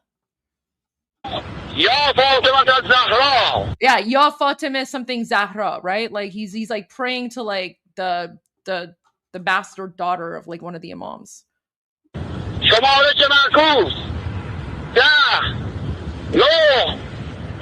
Oh, I know this part. So he's counting down. Now he's like dah. So dah is 10, okay? Ya Fatima Zahra.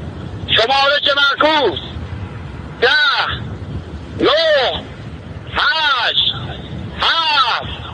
7 6 5 4 3 2 1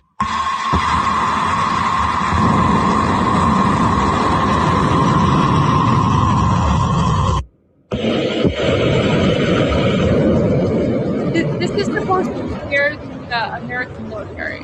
This is supposed to scare the American military.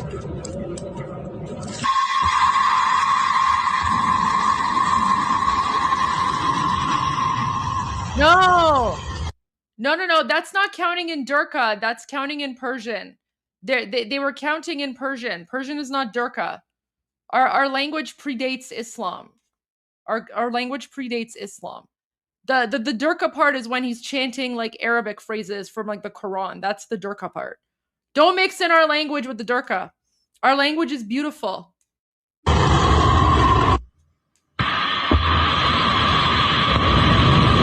Is this, guys, did they take like, this is the same missile and they probably put like, I don't know, 20 cameras at different parts to get like different angles. Is that what they did here? Like, what is this? Like, honestly, guys, look at this. It's literally like this is like jihadi influencer stuff, right? Yeah. It's like this spot, they put like 20 different cameras, right? So cringe. Oh my god. It's like the one missile, but like 20 different angles. What is it? Guys, this is supposed to scare the American military, right? Okay, another angle.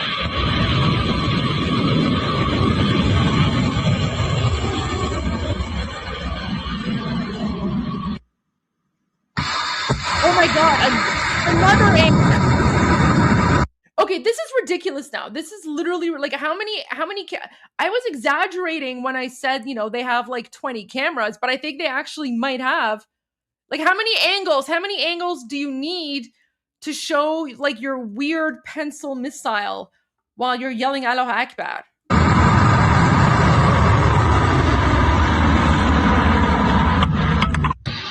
Oh my god, another one. What is this?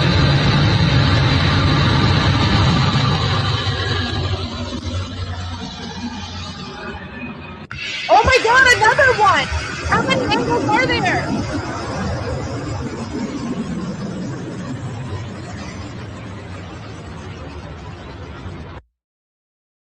Jeez. How many angles was that? Like 10? Like, what is this? Is this supposed to scare us? Like, what is this? Loud noises. Like, I don't understand what this is. So the missile's going through the air and there's like, you know, steam or fuel or whatever. Oh my gosh, is this another angle? What is this now? Oh my gosh, it's another angle of the exact same thing.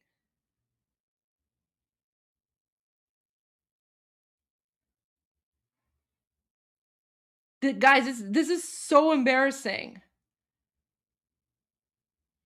You know, but guys, you know who this impresses, right? Like this is very impressive to like the third world savages, and I don't know, like all like the random countries that are like Aloha Akbar, you know, whatever. Like so, like all these like random like you know inbred savages who see this video, they're just like Yo Ali, Aloha Akbar, right? So like this is only impressing like like right around on the like what is this? Like this is like what is that? That's it? خاک تو سرتون. اصلا موشکاتونم عوضیان. Oh wait. Let me go back. Let me translate this for you guys. So سرعت آماده سازی بالا. So this is like speed. Something about speed. Speed for like the I don't know, speed going up or whatever. I don't know. What's the velocity? Maybe this is referring to velocity. I don't know. I don't know, man. سازه ارتفاع something. با وقته? What does that say? همیهنان این چی نوشته؟ سازه ارتفاع با وقته? I don't know, man. I don't know. Yeah, so apparently this واقعا خاک بر سرشون. Honestly واقعا خاک بر سرشون که اینجوری آبروی ما رو دارن میبرن. خوشبختانه اقلا مردم میدونن که ایرانی با اینا فرق میکنه. Right? ارتفاع یافته. I don't know, man. سازه ارتفاع یافته. Okay, so this is something about distance. Yeah, something about distance. سازه ارتفاع. ارتفاع is like distance or something. So, yeah, apparently guys, when the B2s come in, this is what's going to stop the B2s. Yeah. Oh wait, they paused. I don't know, man. I can't even read this, but something about the fire. I don't know, man. Yeah, irtifa is altitude. Yeah, okay, you're right. Thank you guys. Oh, thank you to the Iranians here. Oh my gosh, you're so right. This is literally the Acme. Like guys, this reminds me of like Looney Tunes, right? Like Wile E. Coyote and Roadrunner. Like this is literally the Acme missile system. That's 100% what it is. And I don't know, man. Now they're like bragging about the thruster. You know what? My sister's an aerospace engineer. Goldie, what do you know about this rocket? Can you tell us how dangerous this rocket is? Goldie, we need your guys. My sister she's literally an aerospace engineer. She knows all these things, right? Goldie, what's your professional opinion on this like weird jihadi Muslim Nazi rocket from Acme? No, Acme, you know, like the from Looney Tunes, guys, from like the Bugs Bunny cartoons. Everything was like bought from Acme.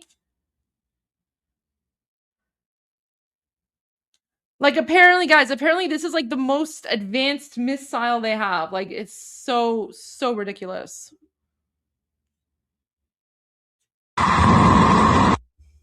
Oh, now they paused it. Wait, what does that say?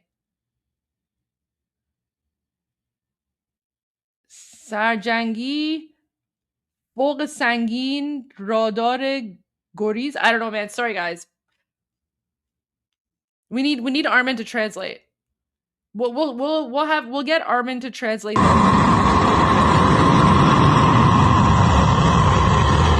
Okay.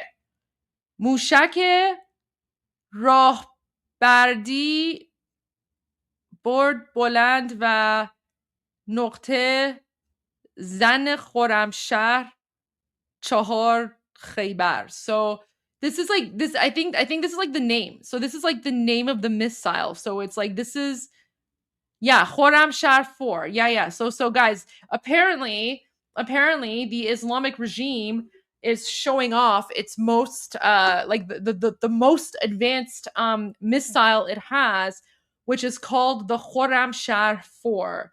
And apparently this missile is what's going to destroy the infidels, right? So infidels, that's the American army, right? So guys, be very, very careful. Be afraid, because the Khorramshahr 4 is coming after you guys.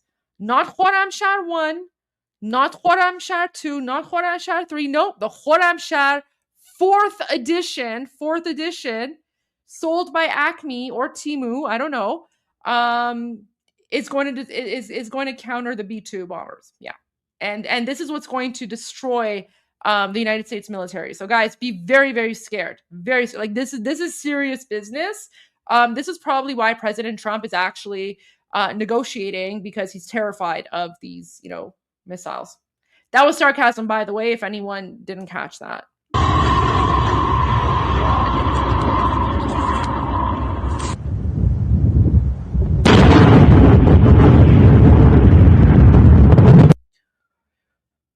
سرعت بالای اعصابت به هدف مقاوم در برابر جنگال نقطه زنی با هدایت فازمیانی. Wait, I'm getting a voice message. Give me a moment, guys. I have a voice message.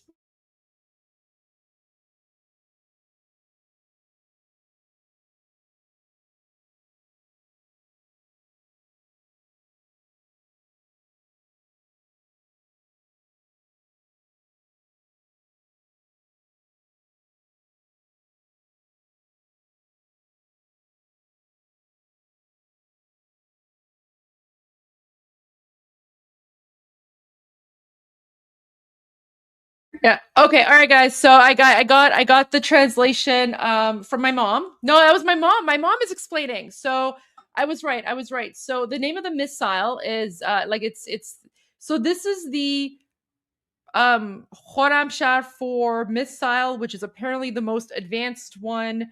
Apparently, this is a missile that can go very far. Apparently, this is a missile that's very, very direct in terms of hitting. And they've named the missile Khaybar. And of course, my mom wanted to remind you guys that Khaybar is in reference to the slaughter of Jews during the Battle of Khaybar. So again, right, like the Muslim Nazis, like it's literally like Muslim Nazis doing Muslim Nazi things, right? So this is apparently the most advanced missile they have, and they're going to destroy the American military with this. So there you go.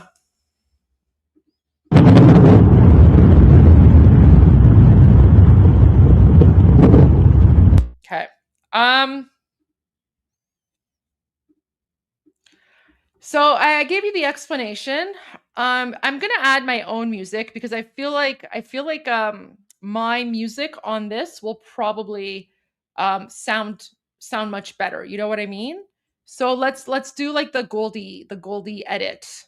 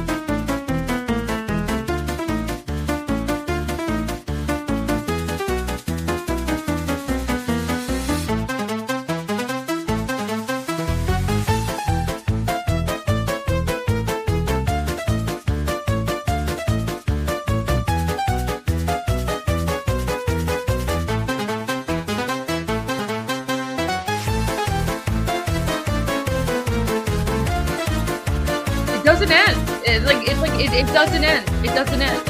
What is it?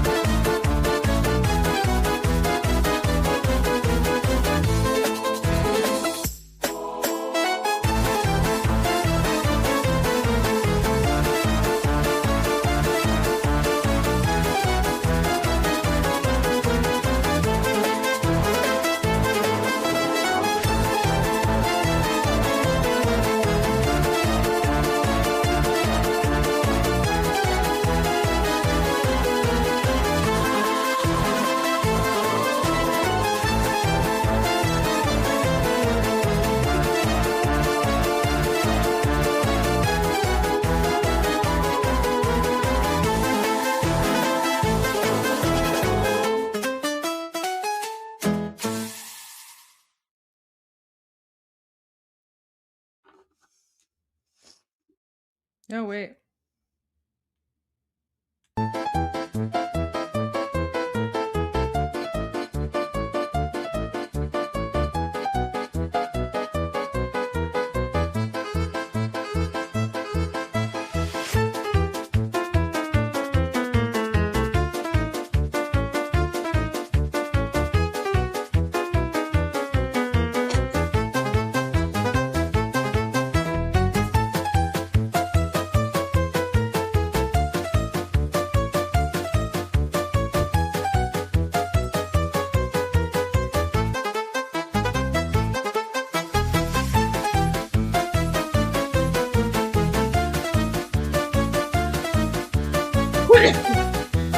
This is only one missile. No. Great. Okay, some people are saying it's a little bit too slow. I need to speed up the video. Oh my gosh. Okay. All right. Let me see if I can speed it up on X here. I probably can. Playback speed. Okay, the only playback speed on X is about 2 times the speed. So I'll probably have to guys, what I'll do is I will download the video. Here, let me see if I can download the video. Yeah, I can download it. All right. I'll download it and then I will edit it and I'll upload like a sped up version, okay? Just let me just add it to my list of things to do here. I'm sure for. Okay. Sorry, guys. All right, so there you go. There's that. Just absolutely ridiculous. Like such an embarrassment. Like honestly, so embarrassing.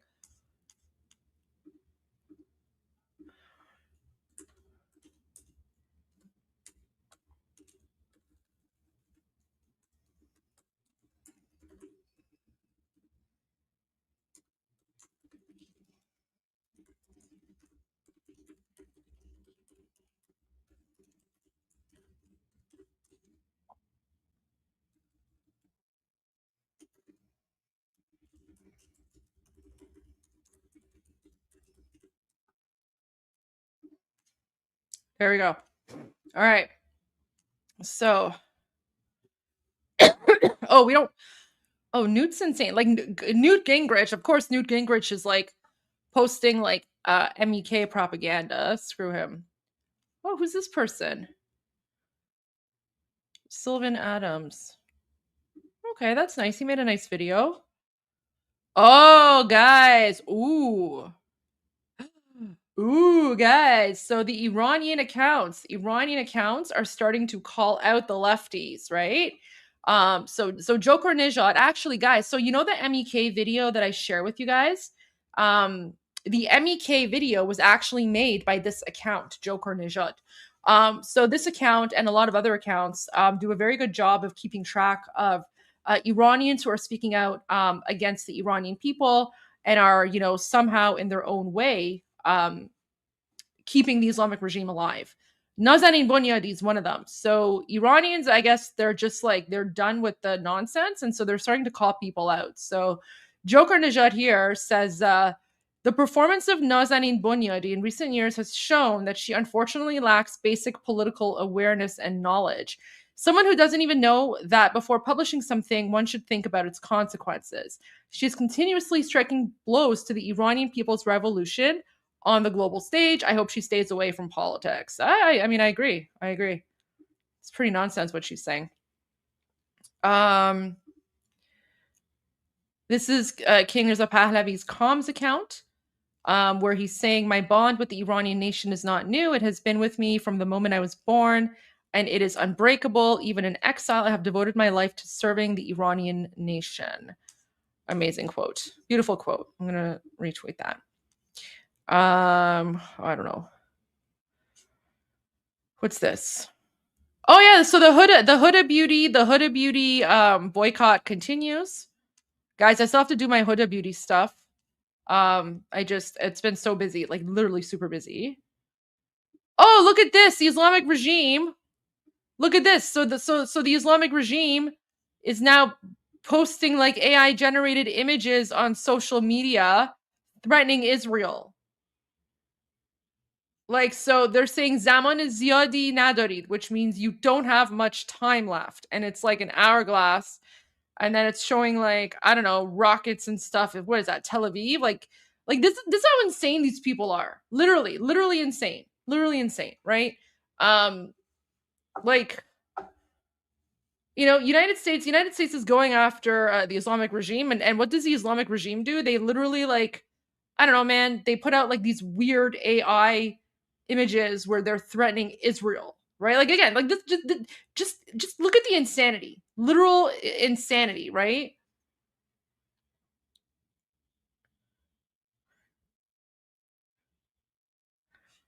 Oh, this is so funny. This is so funny. So, oh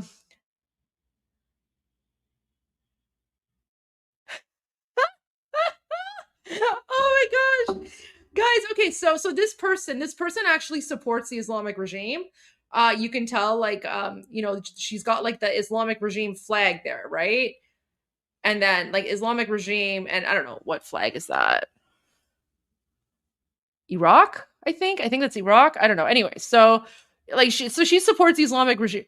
Why the hell does she follow me? Wait, who is this person? Ew, why does this person follow me?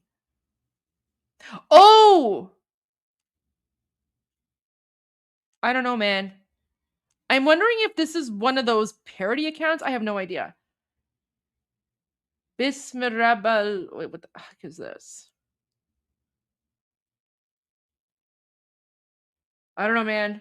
I can't tell. I can't tell if this is like a parody account or not, but whoever they are, they follow me, which is weird. But anyway, so guys, so they made this AI generated image of Khamenei, right? So here's like the supreme dictator. He's holding this, you know, piece of paper with President Trump saying unconditional surrender, and then he's using his other hand to light it up. But guys, the community note on this is actually really funny. So the community note says Khamenei, okay, well,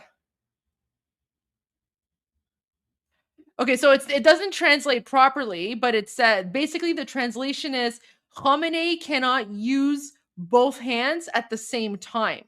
And the reason that he can't use both hands at the same time is because one of his hands is like fake, right? So like we call him like Ali Takdast. One of his many nicknames is Ali Takdast. Ali Takdast means Ali one hand. So it's pretty funny. And oh, this one's funny. Khamenei Cholaghe. Okay, again, that's not translating properly. Okay, so Khomeini Cholak, yeah, he only has like one working hand. The other hand, it doesn't work. He's not able to use his other hand. So no, Cholak means like what's it like? Cholak is like it's like like physically impaired. He's physically impaired. So basically, the community note here is Khomeini is like, you know, physically impaired because he can't use both hands at the same time. So that's actually really funny. The community notes here. So someone's commenting on that, and then this person said, "This was the best community notes I've seen in a while." Why is X translating weird? Noti community. Anyways, whatever. There you go. So there's that. Oh, look at this. Everyone's like promoting King Reza Pahlavi. That's fantastic. So guys, this is the king and queen of Iran, right? So look at that. Oh, that's awesome. Super cool. Oh, here we go. Why don't we watch this interview? You know what? I need to upload mine. I have so many interviews that I've done and I haven't uploaded any of them. But let's listen to this one. There's English subtitles here. Qui pourrait demain incarner ce tyran que vous souhaitez?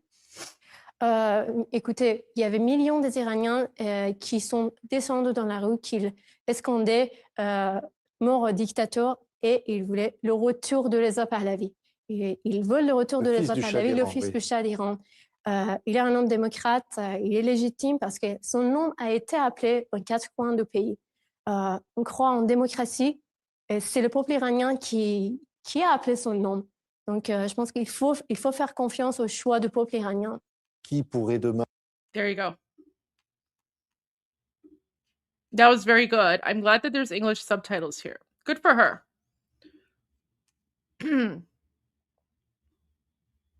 What's this? That's so weird. I don't know, man. Like sometimes these like weird memes come across my feed and I don't appreciate that whatsoever.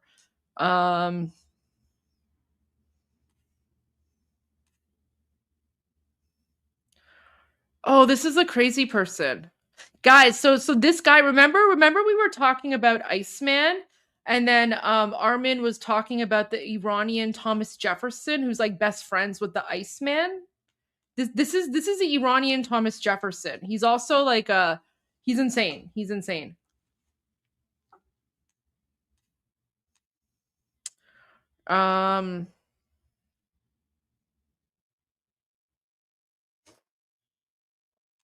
Okay.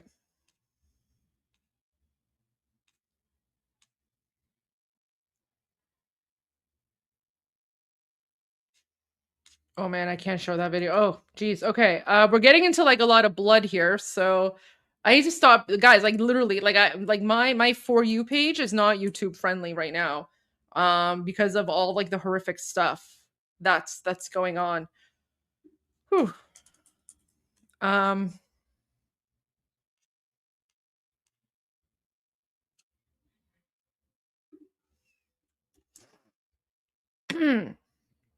Okay.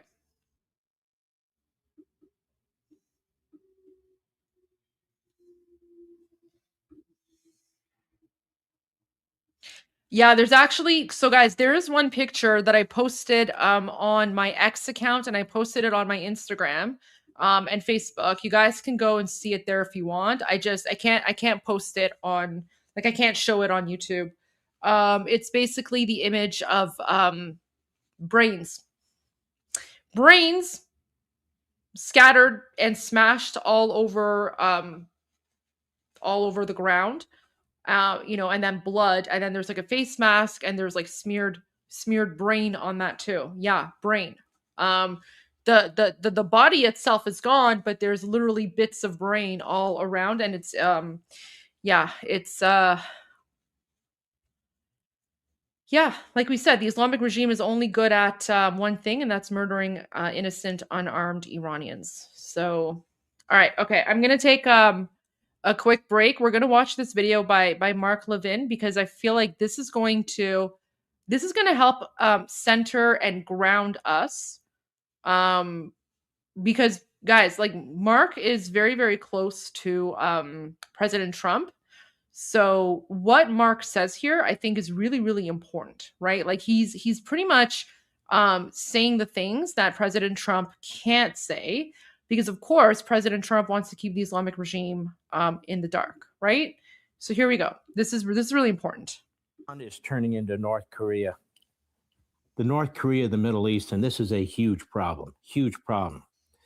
Now, what do I mean by that? It exists for the sole purpose of funding the regime.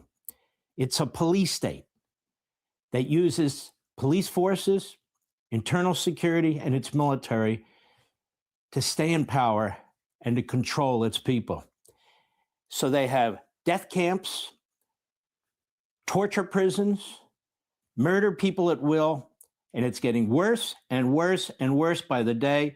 The fact that the media are absent for the most part, they have ignored the urgency of the moment. The immediacy of the moment doesn't mean it's not happening, and it is happening.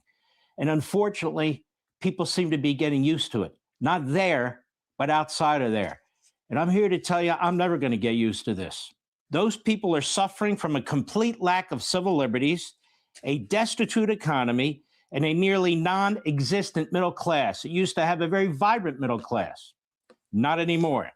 The regime controls all aspects of the culture, communication, even whether the lights are turned off or on throughout the country, just like North Korea. And it is turning into a countrywide concentration camp, just like North Korea.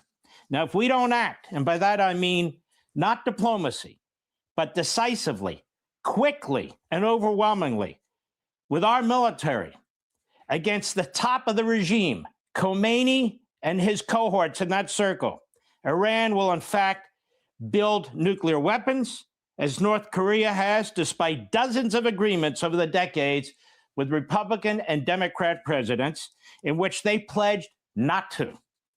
And to be crystal clear, any regime that is willing to slaughter its own people by tens of thousands, as Iran is doing, and they would kill 250,000 if they have to, or 1 million of their people if they have to, they will not hesitate to launch ICBMs with nuclear warheads against our cities. And they are on the brink of perfecting that technology, which I'll get to in a moment. It's time that we understand in the West the mindset of the Islamists. It is a different mindset. It is a culture of death. Their intentions, and they repeat them openly, to take us out, to take out the West. That's why they exist, for their own power and to exercise that power and project it to destroy the West. They believe it's Allah's calling. They believe they're required to do it. Iran is weaker now than ever, and it will never be this weak again. Never. The opportunity to protect our own domestic national security interests, our own cities, our own way of life, to eliminate an enemy that is providing support to dangerous adversaries with imperial intentions, Russia, drones, China, oil, and so forth, and crucially, to stop the mass genocide of the Iranian people, who are a good people, who are an educated people, who are a Western people, who will be our friends and allies, who simply want freedom. If we don't do this right now, it's not going to get done. This is peace through strength. Now, I want to remind you that when North Korea, decades ago, was trying to build nuclear weapons, one president after another, one secretary of state after another, one envoy after another, the UN, security councils, general assemblies, year after year after year, they made deals with North Korea. They gave North Korea money. They threatened North Korea. I wrote down the timeline for North Korea getting nuclear weapons.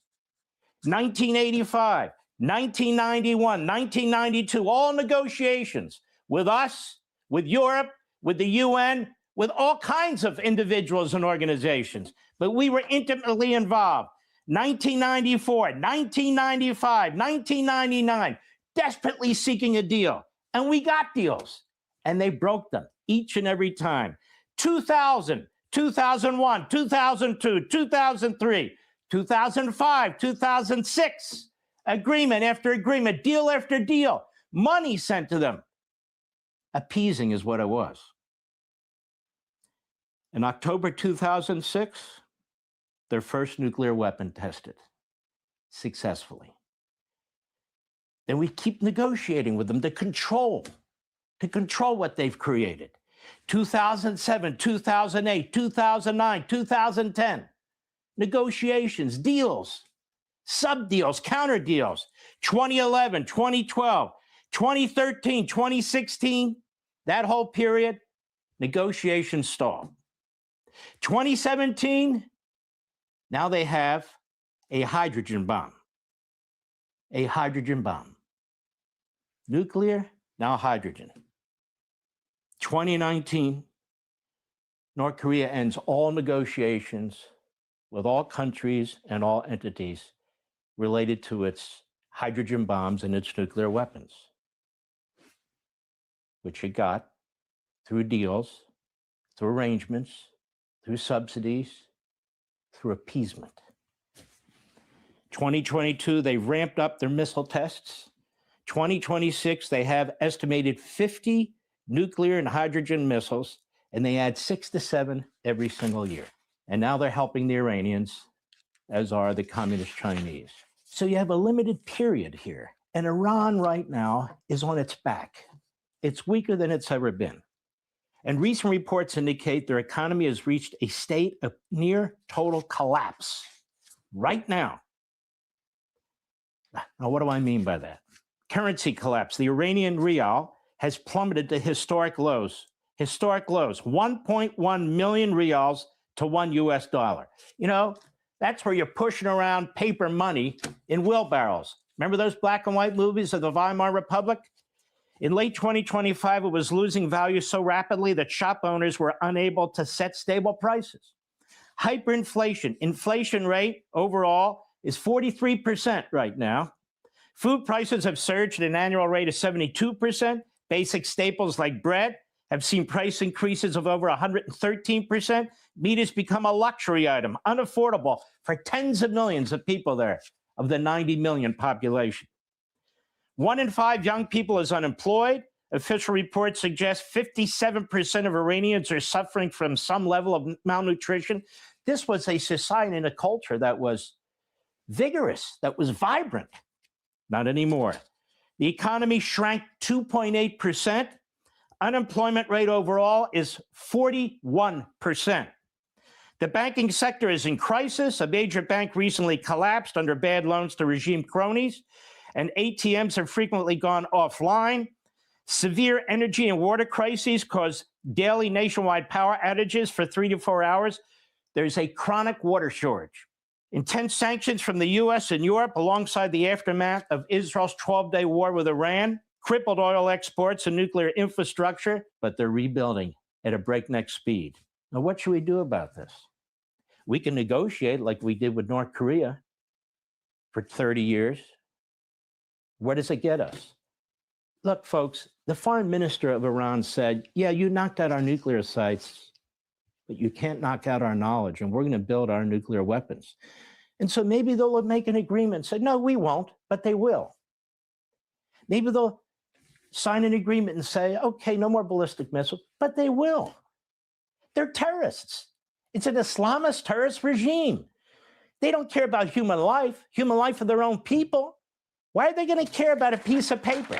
Oh, yeah, we signed a piece of paper with the West. Well, what does that mean? It means nothing. Nothing. It's a great piece in the Chicago Council on Global Affairs by Saeed Golkar. And he writes in part, the protests are a direct challenge to the foundation of regime legitimacy. Protest slogans no longer call for reform or accountability within the system. They reject the system itself. The state's response, killing thousands of people in just 2 weeks, reflects leadership's panic. The response has been one of mass repression, not crowd control, repression. A regime confident in its authority does not resort to killing its citizens on this scale. Such violence signals fear of collapse, not strength. Protest slogans no longer call for reform or accountability within the system. They reject the system itself. What is happening in Iran is not merely a domestic human rights catastrophe. It carries strategic consequences. that extend far beyond the nation's borders. If President Trump were to authorize a targeted U.S. military strike, and he has threatened to do, it would not trigger a regional war, but instead expose how weak and constrained the Islamic Republic has become. For years, U.S. policymakers have treated Iran as a powerful and resilient regional actor, a perception that has become increasingly outdated. Today's Islamic Republic is a regime under siege from its own society, surviving through coercion rather than consent. Its economy continues to deteriorate, and ruling elites are deeply concerned about the prospect of being overthrown by the Iranian population. But they won't be overthrown by the Iranian population because they're not armed. They're not armed. And so they murder them. They just murder them. The mass killing of protesters confirms that the regime views its own citizens as a primary threat. Fears that a U.S. strike would provoke Iranian retaliation misunderstand the regime's strategic reality. Iran is in no position to escalate militarily. Opening an external conflict amid sustained nationwide unrest would be extraordinarily risky, and any serious retaliation against the United States would invite an overwhelming military response at a moment when the Islamic Republic's coercive apparatus is already consumed by internal security demands. Time after time, Iran has prioritized regime survival over escalation, revealing strategic weakness beneath its defiant rhetoric. And today's regime is far more vulnerable than it was in 2020 and even last year. The ongoing protest wave has absorbed the attention and resources of the IRGC and the Basij, the Inner Circle, whose primary mission is now domestic control. Retaliation against the United States would be reckless and unlikely, as the Islamic Republic lacks both the operational capacity and the political confidence to respond forcefully. Time after time, Iran has prioritized regime survival over escalation, revealing strategic weakness beneath its defiant rhetoric. I'm not downplaying the danger. They talk about these drones, and they'd have a surge of drones and so forth and so on. And there are ways to deal with that. The Israelis dealt with it in their 12-day war against Iran, and we dealt with it too. And there are ways to deal with it. But a hard, fast strike against the top of the regime, the head of the snake, to try everything possible to take him out, his inner circle out, and to hit some of the main sites where the drones are being hidden, where a lot is known about them, and where these other military sites are, where a lot is known about them. A massive systemic attack is what's needed. Or this isn't going to go away, or we're going to have a North Korea in the Middle East. A destitute people, impoverished and enslaved, but 90 million of them, and a nation that has now built a missile, an intercontinental ballistic missile that can go 10,000 kilometers. You know what that is? That's far enough to hit the east coast of the United States of America. And they're not going to stop unless they're stopped, because that's the mind. You know who's helping them? China. Those big transport planes that are coming, that's the fuel and so forth for more and more ballistic missiles. Let's say they have 2,000 ballistic missiles. What do you think they're going to have in 6 months? 10,000 ballistic missiles. Are we going to stop them then? Well, they're going to be stronger then.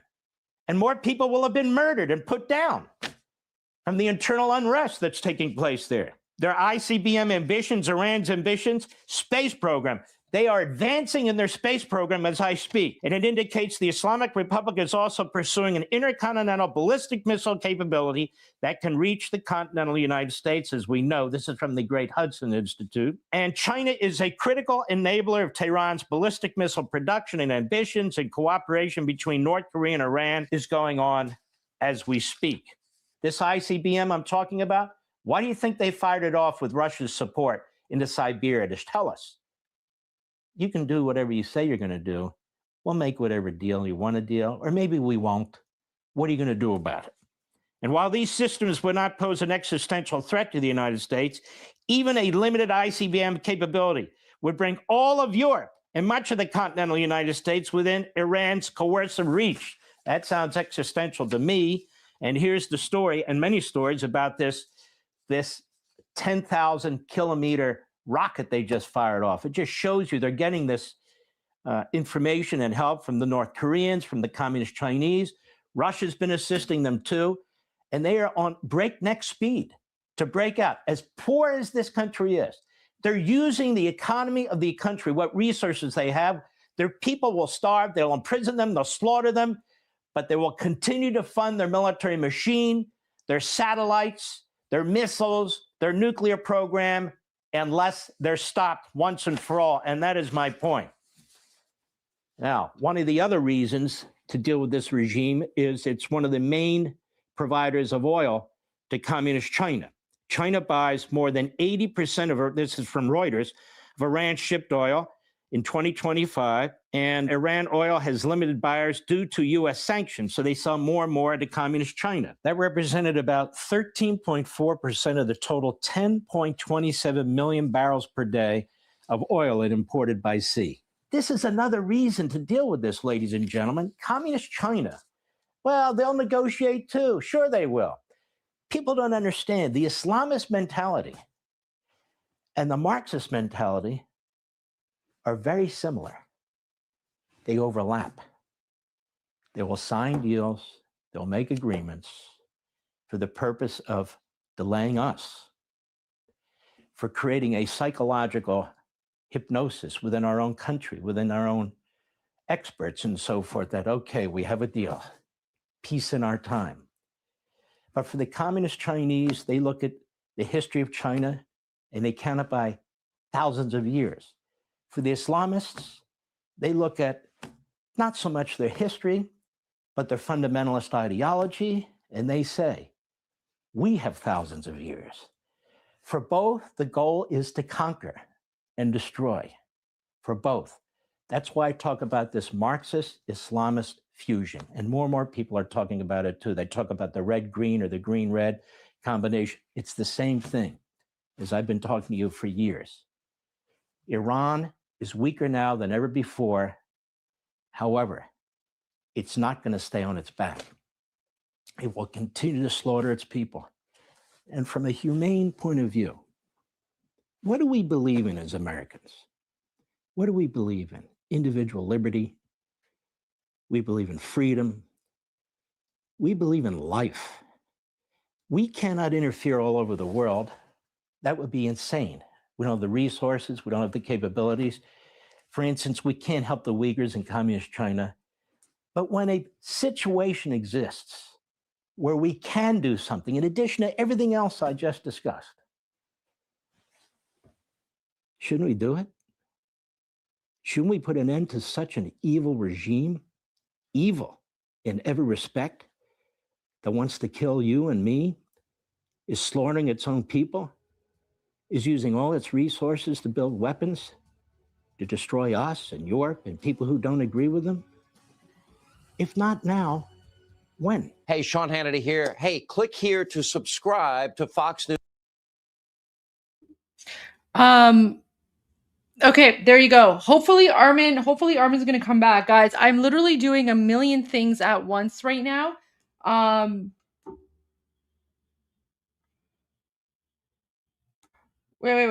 Wait. Sorry guys, I need to check something. Cuz I'm oh jeez. Okay, let me see.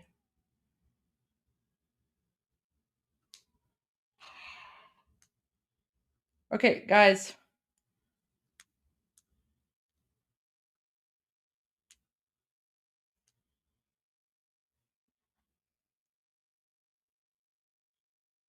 Okay, sorry guys. I'm literally doing like political stuff behind the scenes right now. Guys, it's been a super busy day.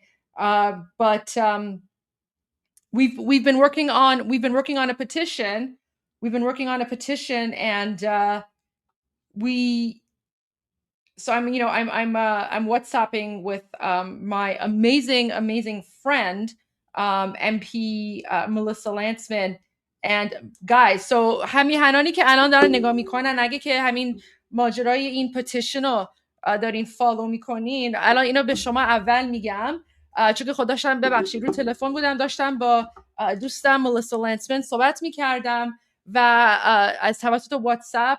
و دوستان همین الان پتیشن که حمایت از شاهزاده رضا پهلوی تو دولت کانادا، که دولت کانادا به عنوان رسما شاهزاده رضا پهلوی و به عنوان رهبر انقلاب و رهبر ترانزیشن تیم بشناسن، همین الان خانم ملیسا لنسمن این پتیشن رو اپروو کرد و ما الان we're one step closer که این پتیشن حالا بره آنلاین.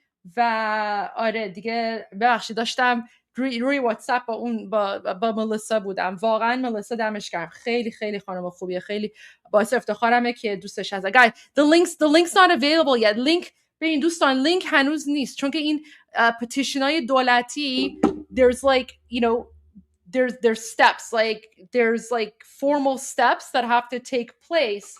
ولی خب من دارم سعی میکنم اینو fast track بکنم. No, it's not the change.org. Change.org معنی نداره. این پتیشن رسمیه برای دولت کانادا. Anyways, we're one step closer. So خانم ملیسا لنسمن الان اینو اپروو کرد و به خاطر این باید راجبش پست بکنم. هنوز آنلاین نرفته. الان دیگه فقط تنها این چیزی که مونده the clerks of the the clerks of the Canadian legislature just have to like review the petition and then they're going to put it online very soon. So this is very good. ببخشید به خاطر این I'm a little bit یه کمی سرگرم هستم. Sorry, I'm a little preoccupied. That's why. And then like I want to get this done because I have like a media I have another media interview at 5:00. So I just want to I want to get this done. But where's Armin? Let me text Armin. So Armin can come back.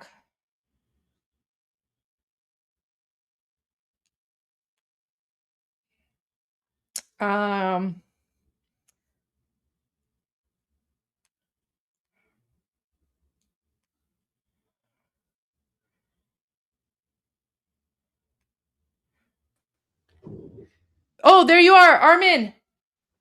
Yes. I'm so glad you're back because I've also been working, you know, the formal petition. Yeah. So I was texting with my good friend Melissa Lanceman, and because she's a good friend, you know, guys. When I say I have people's phone numbers, I have people's phone numbers. But Melissa Lanceman just approved the petition, so so she approved the petition. So we're one step closer to having the formal government petition be posted online on the Government of Canada website. And then, after the 30-day period for, gathering signatures, then she's going to present it in the Government of Canada. Wow. Amazing. Thank you, Goldie. That's amazing. No, happy to do that. Like it's, happy to support, happy to help. So yeah, so Melissa's gonna she literally just authorized it, and she and she's super busy, and she just like did it on her phone. She's like, hey, it's approved or whatever. So yeah, it's done. So guys, it's not online yet. It's not online yet. But it's one step closer to going online. Basically, at this point, it's just a formality. It's just the clerks of the legislature have to like review it, and for like spelling mistakes or things like that, right? But the most important part was like getting an MP to sponsor the petition to present it. So yeah, it's pretty much done. It's pretty much done at this point. But Armin, I have to go because I have to give an update on this petition. And then I have a media interview at 5:00, but I'll be back at 5:30. Okay, sounds good. Thank you. Yeah, today's been no worries. Crazy busy, super busy. But I appreciate all your support. Yeah, and I owe you. People are really impressed by what you just did, Goldie, in the chat. Everybody's saying thank you. Yeah, this is politics, guys. I'm telling you, former politician. Yes, I'm here, like, YouTubing, streaming, whatever. But there's a lot I do behind the scenes. You guys have no idea the kind of conversations I have on this phone right here. So there you go. Yes. So guys, so this petition will be open to any person who is in Canada or is a Canadian citizen. So if you're a Canadian citizen but you're not in Canada, you can sign the petition. Or if you're in Canada, you can sign it, but because it's a formal, like, this isn't like a random change.org petition, right? So this is like a formal Government of Canada petition. So you have to be either a permanent resident or living in Canada or a Canadian citizen. So when that petition's online, I'll give all the info. And I'm more than happy to talk about it when I get back. The petition is the petition is for the Government of Canada to formally recognize King Reza Pahlavi and the transitional government as the legitimate, temporary government of Iran, and work with King Reza Pahlavi and his team to transition Iran from an Islamic dictatorship to a secular democracy. That's step 6, right? So, one of the 6 demands, right? That's step 6, which is legitimizing the transitional team. So anyone and everyone in Canada should, guys, I'll talk more about that later. I know you have a lot of questions. I gotta go. I'll be back. All right, Armin, Awesome. I'll see you in like about 45 minutes. Sounds good. Good luck. Thank you. Thank you. Good. Okay. So, guys, hopefully we get Goldie back very soon. Let me just, I'm going to share a couple of things with you. Let me know if Goldie has already shared what I'm about to show you. So I saw, there we go. US, CENTCOM in Persian. Guys, did you guys know that CENTCOM has a Persian account? I always love it when I see this. Why does CENTCOM have a Persian account? Why do they have a Persian account? I don't know why, but it's amazing that they do. So they posted this from the USS Abraham Lincoln, but don't worry, they also have a English version of it. Oh, I think the English version is not as complete as the Persian one. So let's actually say what they said in the Persian one. So U.S. Central Command, Farsi, just posted this saying, what happens on the flight deck of an aircraft carrier? What many appear to be chaotic. So basically, they're just describing the things that they're doing, but in Persian, they're showing Iranians that we're on our way. So watch this. This is look at this. Guys, they're not hiding anything. The Americans, they don't need to hide, because you would think like, okay, the preparations and everything, they need to keep that secret. Look at this. Look at how small these people are. This is really big. So this is, I think, the USS Abraham Lincoln. Is it? Yes, it is. But you would think Americans would try to not show this, but there's no point, because there's nothing you could do against Americans. That's how powerful they are. Let me see. Let's pay attention to the chat as well. Did Goldie show you this one? So Trump just came out and said something about Iran again. Did she show you this? Should I play it again? Did you guys see this? Oh, you've seen it. Somebody says UV in the chat saying, yes, we've seen it. I'm going to play it again because it's very short and it's kind of funny because he's laughing. Okay. Just ask Venezuela. Wait, so the question was, the question is about Iran. So he's saying ask. Just ask Venezuela. Ask Iran. They're negotiating now. They don't want us to hit them. We have a big fleet going over. Why is he laughing? I love it. I mean, I'm not complaining, but why is he laughing?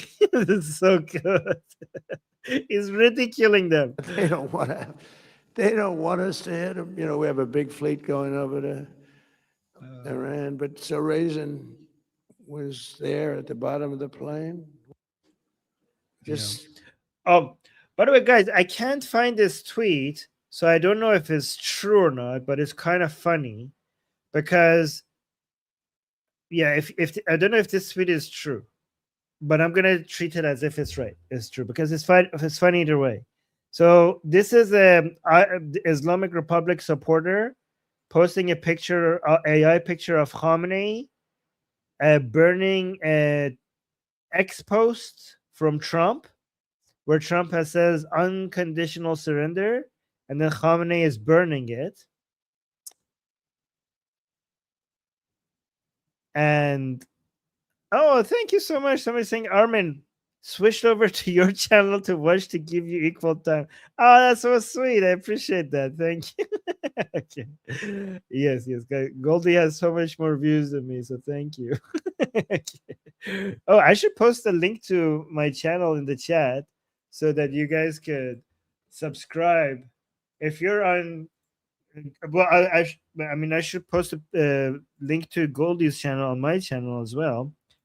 But let me do both. Right. So, guys, if you're on Goldie's channel, here's a link to my channel. And then let's do the other way around as well. So, guys, subscribe to my channel as well if you're on Goldie's channel. And then if on Atheist Republic, I'll put a link to Goldie's channel. So, subscribe to Goldie's channel. All right. But, guys, look at, so this is not the funny part. The funny part is not the fact that they made an AI picture of Khamenei burning the post by Donald Trump. What is the funny part? What's wrong with this picture? What is unrealistic about this picture? Anybody know? Anybody know? What is unrealistic about this picture? How could you tell that somebody? I didn't think anybody would get it. You got it right away. His hands. Did anybody show you this?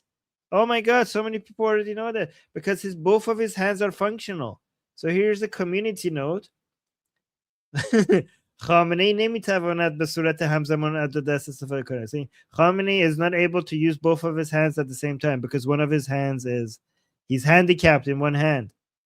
So one of his hands does not work. So like this picture is unrealistic because he's handicapped on one hand.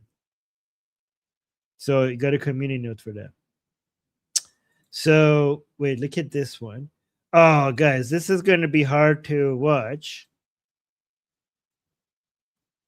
Oh, Goldie showed that to you guys 10 minutes ago? Okay. Well, did Goldie show you this? This one is not easy to watch. Did Goldie show you this one? Yeah, this one too? Okay, maybe I should just go. Oh, my God. You have seen it. No? People are saying yes and no. Don't say yes if you have seen it yourself. I'm saying if you saw it on Goldie. Okay, I'm going to show it to you anyways. Okay, this needs to be seen. No, somebody's saying no. I haven't seen it. Okay. So guys, this shows that the Islamic Republic when they were attacking the people, you didn't even have to participate in the protest for them to shoot at you. So look at this. Shocking footage out of Tehran, Iran, captured the moment Islamist regime enforces open fire and kills random passerby. So if you look at these three people, they're not protesting. They're just walking. They're just walking, and watch what happens. So these three people, they're not even chanting. They're not protesting. They're just walking. Okay, so look what happens by the IRGC, criminals. Look at this.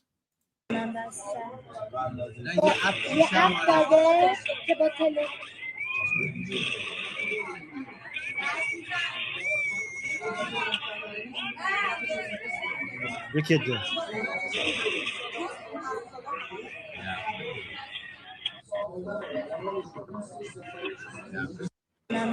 Unbelievable. Yeah, so they're just moving by and doing this. So to just random passerbys, even if they were not part of the revolution. Wait, what is that? Somebody said, what does that even mean? Somebody in the chat is saying, you get 100% Freemason support, my brother. What the hell does that even mean, weirdo? That's in my chat. Okay, so you guys already saw this yesterday, but then Nayak responded. Did Goldie show you this? The Nayak response? I will give you the full context to the people who have not seen this, but for the people who know what I'm talking about, did Goldie show you that Nayak responded to this video yesterday? No? Okay. You know how we say she did not show. Okay, this is finally I have something new for you guys. And this is one of those moments where we could say Armin is also right. Okay, so we have a hashtag Goldie is always right. Now we should introduce a hashtag saying Armin is also sometimes right. Okay. This is an I told you so moment. Okay. Okay, let me actually give context for everybody so that we could tell you what happened. So this was from Nufti, the National Union for Democracy in Iran. This is Princess Pahlavi's team, which you all should be following. It's a very good source of information. So they posted this video. Again, this is yesterday's news, but I'm going to play the video one more time for people who are new here, just so that we could then show you what the response from Nayak was. And guys, it's exactly what I predicted. And it's actually quite impressive that I told you what they're going to say, and they said that. This shows that I am very aware of Iranian internal politics, because I told you what Nayak's defense is going to be, and that was their defense. Yeah, guys, they're making this as a hashtag. They're making this as a hashtag. Where is it? The long hashtag? Armin is also right. Yes. Oh, somebody's saying Armin is right. Hashtag Armin is right when Goldie isn't here. Okay, that you could make that a hashtag. Oh, they have another hashtag saying Armin might be right. Yeah, Armin is also right is good. I like that one. Okay, so Armin could sometimes also be right. How about that? Sometimes. No, guys, but come on. This is pretty impressive. But okay, let me explain to people what this is. So NIOC is basically a think tank lobbying group in the United States that we Iranians have been telling you for years that they are a lobby of the Islamic Republic, right? I mean, I'm not going to play the video because you already seen it, but this was a video of some of the people who work with the Islamic Republic. Some people who work with the Islamic Republic, they basically admitted. I'll just play it I'll just play it. You read the subtitles because I need to use the washroom. So maybe this is actually a good opportunity for people to just read the subtitles while I go to the washroom, and I'll be right back. Okay.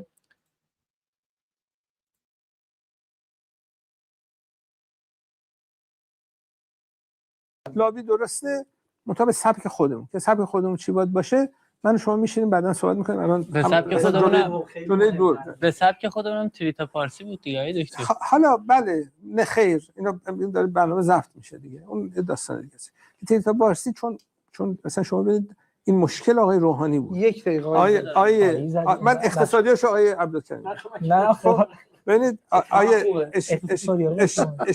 اشتباهی که آقای روحانی داشت اشتباه زیاد داشت یکیش این بود اولین سفری که رفت آمریکا برگشت تو فرودگاه ویدیوش هست گفت ما لابی ایران میخوام لابی ایرانی میخوام آقای روحانی گفتش که برگشت از آمریکا گفت ما لابی ایرانی میخوایم مشکلش چی بود اون یش زیاده بعد میگفت ما لابی ایران میخوایم لابی ایران میخوایم چون زمانی که شما ایرانی باشی تو آمریکا تحت فشار هستی متهم هستی بعد باید بیشتر به او سرویس بدی تا به ایران سرویس بدی اون لابی که گفتید رو خیلی خلاصه در حد 30 ثانیه میگم ببینید اعراب لابیشون آدم محوره میرن با کوشنر میبندن اسرائیلیا لابیشون ساختار داره نظام داره پول داره بودجه داره آیپک داره سیپک داره این اسرائیلیا عرب اون شکل میرن واسه ایران اینها مقدور نیست واسه ایران این اجازه رو نمیدن نمیشه لابی شما رفتید ساختید اونجا نایاک رو آبرو و شرف ایران و ایرانی رو بردن اونجا اصلا آبروش اونم که شد برجام شکست خورد والا به خدا نسخه‌ای که میپیچید خیلی ضعیفه و جواب So they mentioned Trita Parsi, who is the founder of NIOC, and also they mentioned NIOC, and they admitted that NIOC and Trita Parsi are lobbies of the Islamic Republic.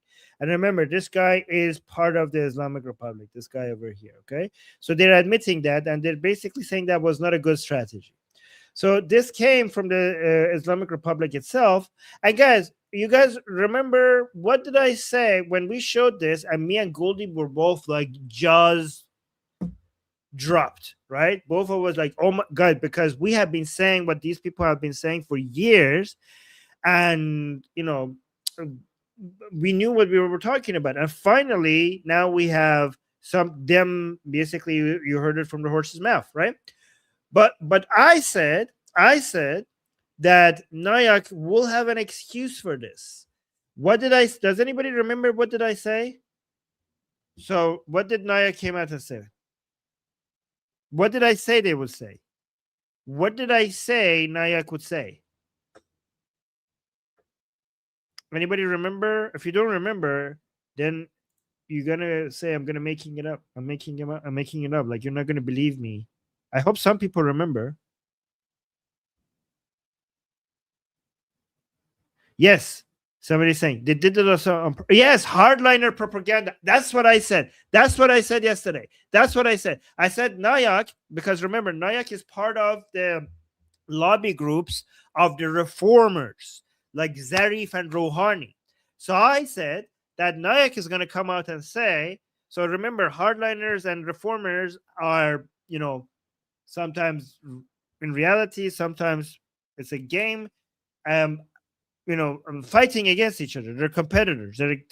So I said that Nayak is going to come out and say that this is hardliners taking a position against us by they're trying to throw us under the bus. So Nayak might even, if I was Nayak, I would come and say, this shows how effective we are at being a force against the Islamic Republic, because the hardliners have recorded this and put it out there on purpose to try to basically throw us under the bus. So to basically try to pretend that we're connected with them as a way to delegitimize us. So that's what I said Nayak would say. I mean, that's what I would say if I was Nayak, right? This was all a game. This is on purpose. So let's see what Nayak actually said. So this is what Nayak, so they quote posted this video from Nufti. Nufti is basically Princess of Pahlavi's team.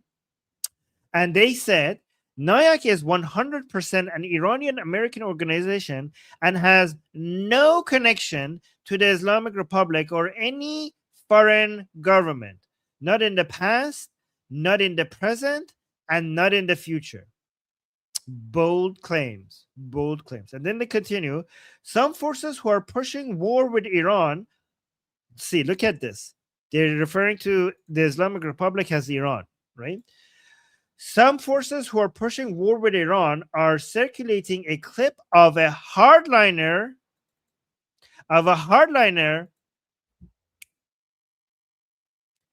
Clap for me, guys. Clap for me. Like, guys, are you not impressed? Yes, somebody's saying, yes, Armin, you said they would do this.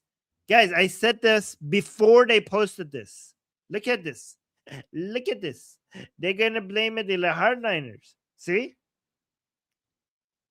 Oh, thank you, guys. Okay, so, guys, this is the fact that I predicted what Nayak would say is kind of a good way for you to see that I am well aware of internal Iranian politics, right? So if a clip of a hardliner in Iran, and remember, because Nayak is on the side of the reformers of the Islamic Republic, they are basically are okay to be. Here's what the Nayak always does. They take positions against the hardliner parts of the Islamic Republic to make some Americans to think that they're against the Islamic Republic. But no, they are for the reformer parts of the Islamic Republic. And let me also remind you that the Iranian people have a bigger problem with the reformers than the hardliners. So we Iranians, we hate the reformers more than we hate the hardliners, the revolutionary people. Because at least with the hardliners, we know what we're getting. The reformers are the sneaky oopsie. The sneaky, you know what, right? I almost swore on Goldie's channel. The reformers are, you know, these are some, I don't know. I can't swear. So I don't, my vocabulary is limited when it comes to describing the reformers if I can't swear. But you know what I want to say, right? So, right. So the reformers, they make us, the reformers have more blood on their hand and they're a lot better with being sneaky and deceptive and manipulative than the hardliners. The hardliners are they're a bunch of they're idiots, right? The hardliners are crazy people, so they're dangerous and they're bloodthirsty, but they're also not very effective at with their cruelty. The reformers, they know how to put a mask on, and they kill more, but they also know how to play politics better. So this is why Iranian people hate Nayak so much, because they come, and the Americans don't know that the reformers of the reformer wing of the Islamic Republic is worse than the hardliners. So Nayak comes and takes this progressive look by having connections to the reformers and being against the hardliners. And if you're against the hardliners, well, oh, look at this, we're against the radical elements of the Islamic Republic, so we must be on the good side. This is what a lot of leftist progressives in America do as well, and that's why leftist progressive Americans love Nayak, and they love Trita Parsi as a source of their analysis for all Iranian affairs, right? Because they get to virtue signal to you that we're against the correct parts of the Islamic Republic while not being while taking an anti-imperial stance, still an anti-Zionist and an anti-imperial stance as well, because they're not against all of the Islamic Republic, right? So they want to, if you're a leftist, you want to be able to virtue signal to both sides, right? So you want to have like, oh, I'm pro women's rights credentials with you. I'm pro women's rights, I'm pro LGBT, but you also want to be anti-imperialist and anti-Zionist. So with Iran, that's complicated, because if you're anti-Islamic Republic, you're basically anti the most effective force against Zionism and Western imperialism, as they call it. But if you're also for them, well, these people are brutal to women and LGBT and minorities, so that's not going to look good either. So how could you defend them and be against them at the same time? Well, here comes Nayak. Here comes Trita Parsi. I have the solution for you, right? In Farsi we say ham khoda ro ham khorma ro.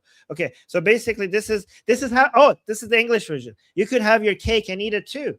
We will basically give you the hardliners to shit on, but also recognize the reasonability of the reformers as properly anti-American and properly anti-Israeli without being as crazy as the hardliners. So Trita Parsi gives people like, I don't know, Kyle Kalinsky and Vosh and Hassanabi and all those other idiots a way to be like, well, those people are horrible, but look at this. These are the proper analysts like Trita Parsi and all the other people who work from Nayak who have some good points in defense of the Islamic Republic, regardless of those more hardliner elements within them, right? That's how Nayak and reformers work with each other to whitewash the image of the Islamic Republic in Western media, podcasts, books, articles. That's what the whole agenda of Nayak is. So Nayak has no problem taking an anti-hardliner stance against the Islamic Republic, but not against the reformers. And again, our main problem in Iran is with the reformers. The reason why in Iran our main problem is with the reformers is that the reformers are the ones who keep Islamic Republic alive. The hardliners aren't able to keep the Islamic Republic alive. The fact that we have gone through 47 years of misery is not because of the hardliners. The hardliners would have collapsed on year 5. The reformers are the ones who have managed to drag it for this long. Does that make sense? Let me know if this is making sense, right? And the reformers are the ones who actually have advocated for the harshest policies while acting like they don't. Please also remember, for example, that the highest number of killings by the Islamic Republic happened at the time that a so-called reformer president was in power. So, for example, if you talk about Bloody November happened when Rouhani, a reformer president, was in power. And this massacre that we just went through, with more than 40,000 people being massacred in less than 10 hours. Again, guys, please remember that the 40,000 people didn't die in 2 days. they died in 10 hours. 5 hours on a Thursday, and 5 were killed on 5 hours on a Thursday and 5 hours on a Friday. So 10 hours, in 10 hours, Islamic Republic. So guys, let's for a second believe the 63,000 number that Hamas tells us have died in Gaza. Okay, let's just take that number and say, okay, that's true. The Islamic Republic, that number, that's a number of people killed was reached in Gaza in a year and a half. Again, I don't trust Hamas, but let's just let's assume that it's right?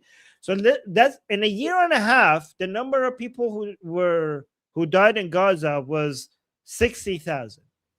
So the Islamic Republic, according to the latest data, managed to reach like a minimum of 36,000. I think it's a lot higher, but a minimum of 36 hours in 10 hours. In 10 hours. That also happened under a reformist government. A reformist government. So the Bloody November happened under Rouhani.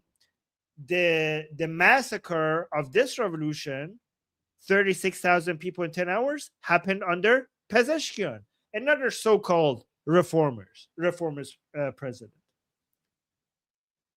in 10 hours. So yeah, this is the reformers. So again, this is why we hate the reformers. We hate the reformers more than we hate the hardliners. In fact, I think that if they are targeting leaders, like if the bombing happens, I am so much more eager to see Rouhani die under the bombardment that is likely going to happen more than Khamenei.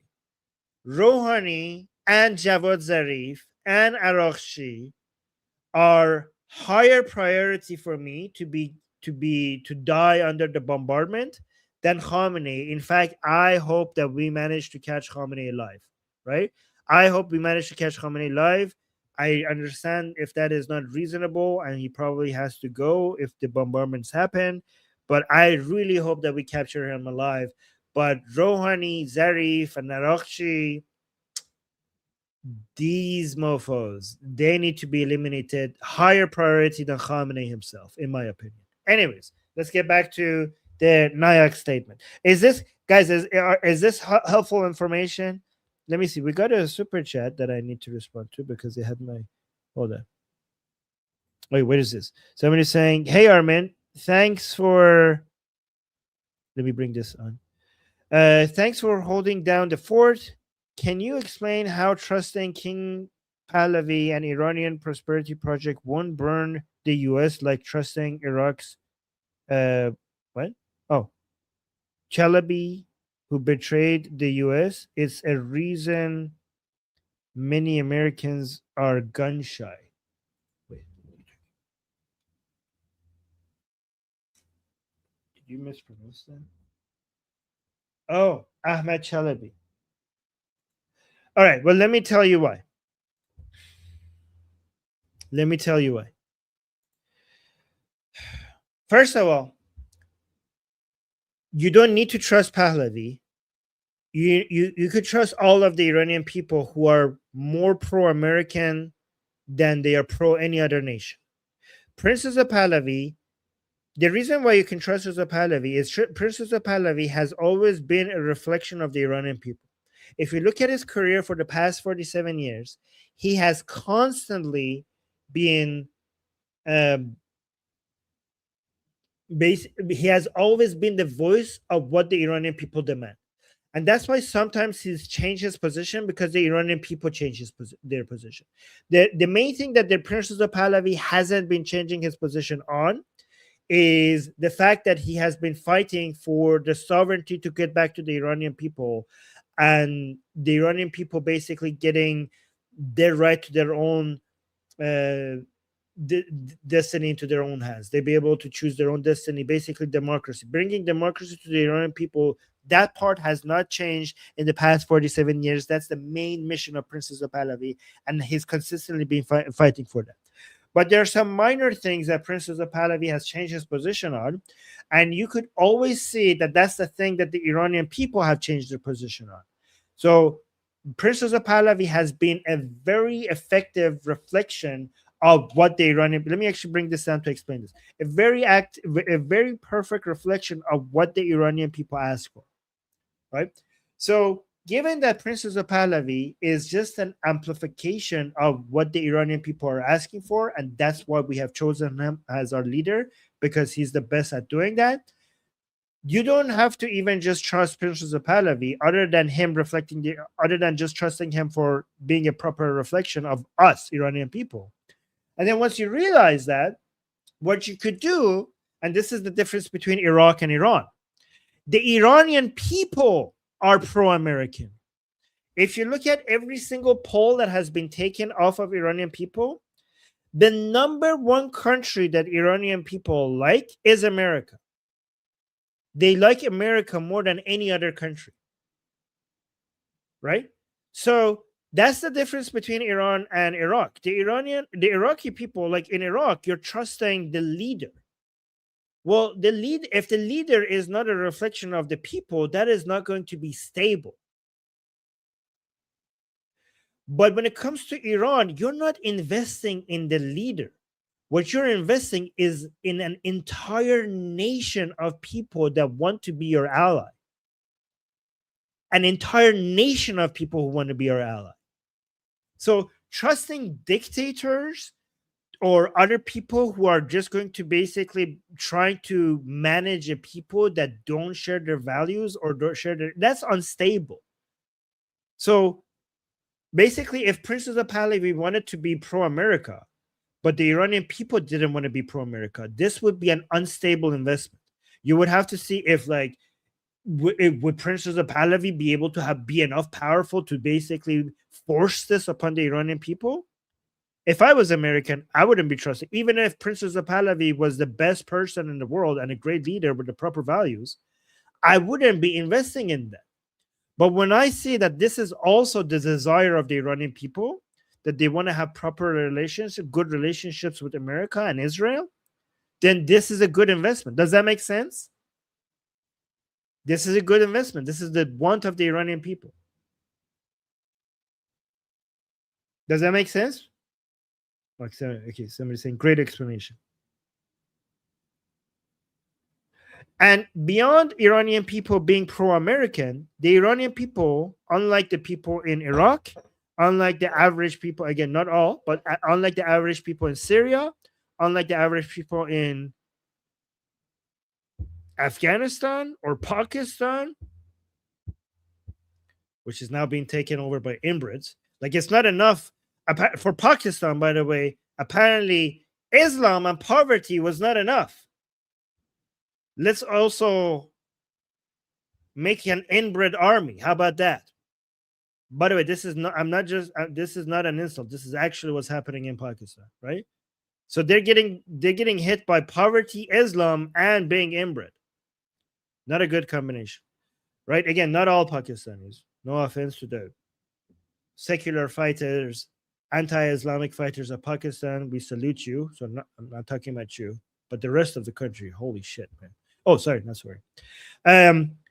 But anyway, so the Iranian people, unlike the people of Afghanistan and Pakistan and Iraq and Syria, they have proper values. The Iranian people want secularism, and this might be controversial. They want secularism more than Americans want secularism, more than the French people want laïcité, because they've experienced living under Islam, but they also have experienced not living under Islam.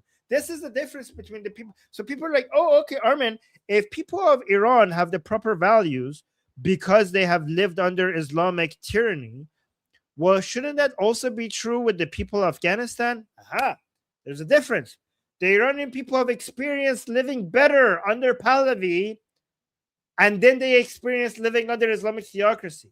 So they saw the possibilities of living in a prosperous, democratic, free, culturally rich, normal relationship with the rest of the world, stable country, with women had higher status, and the whole world respected us with an army that is the fifth biggest, most powerful army in the world, normal relationships with the whole world, everybody getting richer, on average, people getting richer every year. They've experienced that.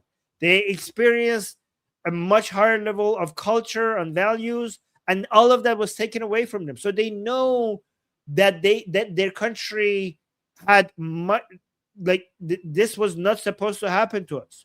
The Iranian people experienced so much more under the Pahlavi dynasty. And because of the experience that they had before the Islamic Revolution and then living under an Islamic theocracy, they became the greatest advocates of secularism, democracy, equal individual rights before the law, and the border integrity, the territorial integrity of their country. So all the main values that make a country great, a society great, the Iranian people want those. So the Iranian people are the people with the proper values. Unlike the people, especially unlike the people in Gaza and the current, hopefully temporary residents of Judea and Samaria, unlike those people, they are pro-Western, well, pro-American at least, pro-Western, pro-Israeli, pro the classical liberal values that make societies great. So you don't need to, this is why you should trust Pahlavi, because the Iranian people trust Pahlavi. So here's the thing, don't trust Princess of Pahlavi directly. Trust the Iranian people, and then trust that they have made the right decision. Because trusting one person is hard to do. One person might fail you.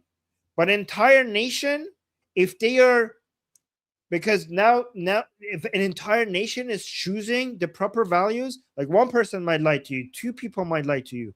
An entire nation cannot be coming and lying to the whole world that we want these values and be lying to them. All of them are lying in the same direction together to fool the entire planet. That is impossible. So all you have to do is realize that these are people with the proper values that understand the value of freedom more than most people in the world, because they have experienced not having freedom and then not having freedom. They understand the value of secularism more than most people in the world, because they had secularism and then they stopped having secularism, at least to some extent. They understand the value of free speech. They understand the value of having equal individual rights, and they want that for themselves. And because they have the proper values, they use those values to select their leader. So the reason why you should be trusting Princess of Pahlavi is because the Iranian people put their trust in Princess of Pahlavi, and these are people with the right values. The Iranian people are the people with the right values.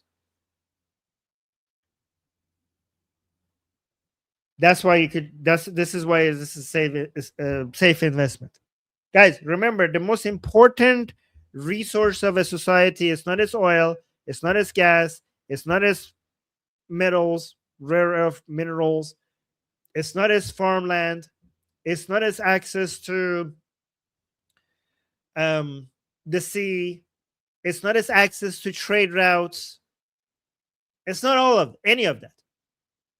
The most important resource any society has is its people. The people of a society are the most important resource any society has. Okay, and Iran is a country with the best people.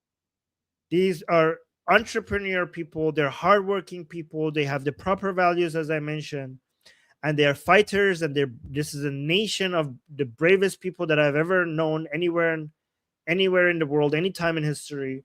They don't just believe in freedom, they don't just believe in liberty, they're fighting for it like no one else.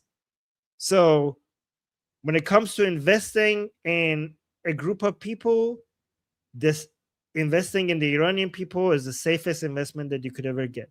I mean, look at their performance everywhere they are in the world when they're not in chain.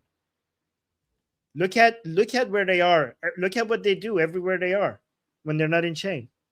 So once Iran is free, they're going to be doing what they always do. They're going to build. They're going to prosper. And they're not just going to be liberating Iran, they're going to be a major positive force for the entire region. So the reason why you should trust Pahlavi, because Pahlavi is the key to liberating the Iranian people, and investing in Pahlavi is investing in the Iranian people. And investing in the Iranian people is not just good for Iranians, it's not just good for Americans, it's good for the whole world. Because not only are they going to liberate themselves, they're going to have a major positive impact in the entire region. They're going to save Americans a lot of lives and money, because they, just like before, you're like, why should we trust Pahlavi? Pahlavi was a stabilizing factor before the Islamic Republic in the region. The Americans didn't require to be this present in the Middle East when Pahlavi was in charge in the Middle East. Pahlavi was basically stabilizing the entire region, and it was a very valuable ally to the United States. Imagine all of the resources the Americans would be saving once we go back to being a stabilizing force along with our Israeli allies in the region. Iranians and Israelis, other than Iranians being pro-American, Iranians are more and more pro-Israeli every single day. And Princess of Pahlavi and the Iranian people want to have really good relationship with Israel. So given that Israel is also a stabilizing force in the region, then Iran and Israel together working with each other as allies, they're going to be eliminating the terrorists in the region in a way that Americans can't, because they're so far away, right? So once the resources of Iran will then be spent on destroying Iran's enemies and Israel's enemies and America's enemies, without America having to spend so much money this far away from its shores. Really good investment for America. That went long. That was just one question. It took a while.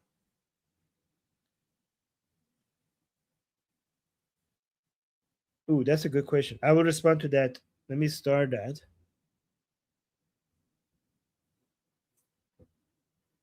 Where did it go? I lost that question. Doesn't let me start a question if it's not a super chat. Where is it? All right. Let me go back to my great prediction. I didn't even read this in full. All right, so Nayak was saying some forces who are pushing war with Iran are circulating a clip of a hardliner in Iran arguing the Islamic Republic needs a lobby in the United States, claiming it as proof that Nayak is aligned with the Iranian government. Not only does the clip not support their claims, it is entirely baseless speculation from individuals who barely know about our organization and what we do. Nayak strongly condemns the human rights violation in Iran. At the same time, blah, blah, blah, blah, blah, blah. Yeah. This shameful. Okay, but here's the thing. You can read the rest of it. Yeah, this is all BS from them. But they got a community note. They got a community note saying, so they say that we have no connection to the Islamic Republic, right? Look at this, saying Nayak has no connection with the Islamic Republic. And they got a community note saying no connection to the Iranian regime is a lie. A 2012 U.S. federal court determined that Parsi's Nayak founder work is not inconsistent with the idea that he was first and foremost an advocate for the regime. Nayak was also fined $183,000 for hiding documents during the case. So, yeah, no. Which is good that they got a community note under it.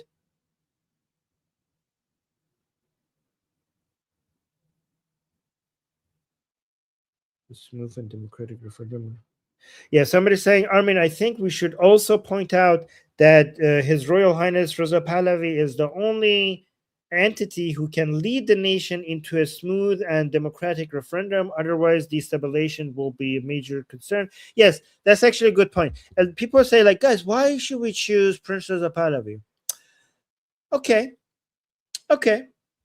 Let's not. Who should we invest in then? Who should we trust? Because the interesting thing is that it's not like the idea that Princess of Pahlavi is the best candidate is misleading. Best suggests that there are other alternatives. Who's the other alternative? Who is the? Who are we talking about here? Okay, give us a name. Princess of Pahlavi is not just the best alternative. He's the only alternative. There's literally no one else. So it's either the Islamic Republic or Princess of Pahlavi. Yeah, you want to go with the MEK? You want to go with who? That you want to go with the Yak person? Let's go with the Yak person. He says that he thinks he should be the alternative, the emperor of, I don't know, the world. Is he the emperor of Iran? I think he considers himself to be the emperor of the world. Okay, guys, you have 4 options. You have 4 options. The Islamic Republic, Mariam Rajavi, the leader of the MEK, literally an Islamic communist cult, which is by far worse than the Islamic Republic, Princess of Pahlavi, or the Yak. Or you could go with that. I'm not going to even mention his name. Abbas Jefferson guy who said Javid Shah is the same as Heil Hitler. You want to go with that? Abbas Jefferson. So guys, like we have the Islamic Republic, a whole bunch of cultists, and I wanted to say clowns, but then I remembered I didn't want to disrespect clowns. Either the MEK or a whole bunch of jokes, or a cult, or Princess of Pahlavi. And Princess of Pahlavi and all of his followers have signaled that they have the proper values, and they have consistently been an ally of both United States and Israel.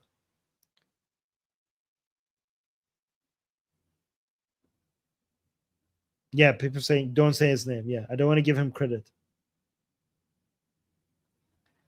Too many people are saying let's go with the Yak guy. Guys, too many people in the chat are like, actually, let's go with the Yak guy. Guys. Yeah, don't say his name. I didn't say his name. I didn't say that idiot's name. Don't worry, I'm not going to say his name. All right, so any questions about Pahlavi and I love to. Oh, should I respond to the accusations that Princess of Pahlavi is a dictator and this whole let's talk about democracy campaign? Do you have any questions about that? Because in our discussion group, I went through a list of why that is like ridiculous. Ridiculous. Should I go over it here as well?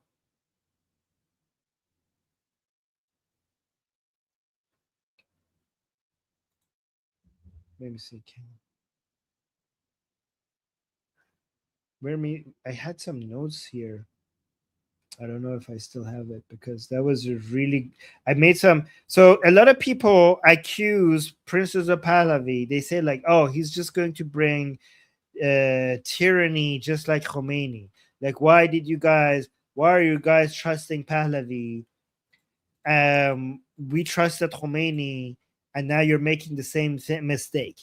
A lot of people, like not a lot of people, just a whole bunch of like anti-Pahlavi people, they say like, oh, Khomeini also said that he's going to bring a republic, and people are going to have a republic like France, and people are going to have a freedom of speech and democracy, and then you trusted him, and look what he did. So why are we doing the same mistake and trusting when Pahlavi says he wants to bring democracy? What if he also all of a sudden turns into a tyrant, just like Khomeini did. Yeah, do you want us to respond to that? Oh, somebody's saying check your Telegram.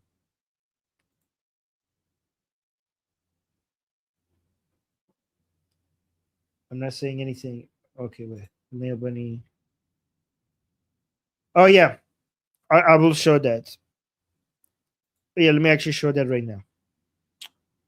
So Nail Bunny wants me to show you this because Saeed Qasemi Nejad, who follows me, which is an honor, by the way. Saeed Qasemi Nejad is the main advisor of Princess of Pahlavi, and he follows me. He also posted, like, so Nayak said that they have no connection to the Islamic Republic. So Saeed Qasemi Nejad quote posted that with a picture of, Mr. Parsani and the Islamic Republic officials. Yeah, not a good look. Look at, he's smiling as well. No, it's not Parsani, Trita Parsi, not Parsani. Sorry. So this is Trita Parsi and the Islamic Republic officials shaking hands and meeting with each other, which is another evidence that they basically work with each other, right? Oh, somebody's saying, Armin, I need your discussion group link. Okay, let me actually put it in the chat because, guys, we have some really high-level political discussions, nuanced takes in our discussion group. So somebody says, I need the link to it. So here, I'll put the link here. Every day, the same time, we have a group discussion. So check that link if you want to come talk to me over there. So that's the link. So let me see. Somebody's asking a question.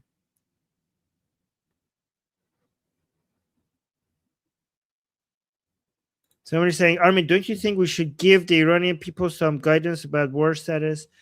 Guys, which one do you want me to talk about more? Because in the discussion, in my Persian discussion group, not in the one that I put here, the link, in our Persian Discord group, we were talking today about what to do, what Iranians should do when the war starts. So, like, what is the best thing to do first when the war starts? I could talk about that, or I could talk about the accusations against Princess of Pahlavi regarding he's going to be a tyrant and this whole campaign that has started against him by some leftists, there's some commies, some reformers, and some MEK people regarding, oh, talk to us about democracy. Let me see in the chat which one you rather me to update you guys about. Do you want me to tell you why the accusation that Princess of Pahlavi is going to be a tyrant is baseless, or do you want me to? When the war starts. Okay, what to do? All right. So in the Persian Discord group, which if by the way, if you're Iranian, you should join our Discord group. I should also put the link to that. But this is in Persian, so don't.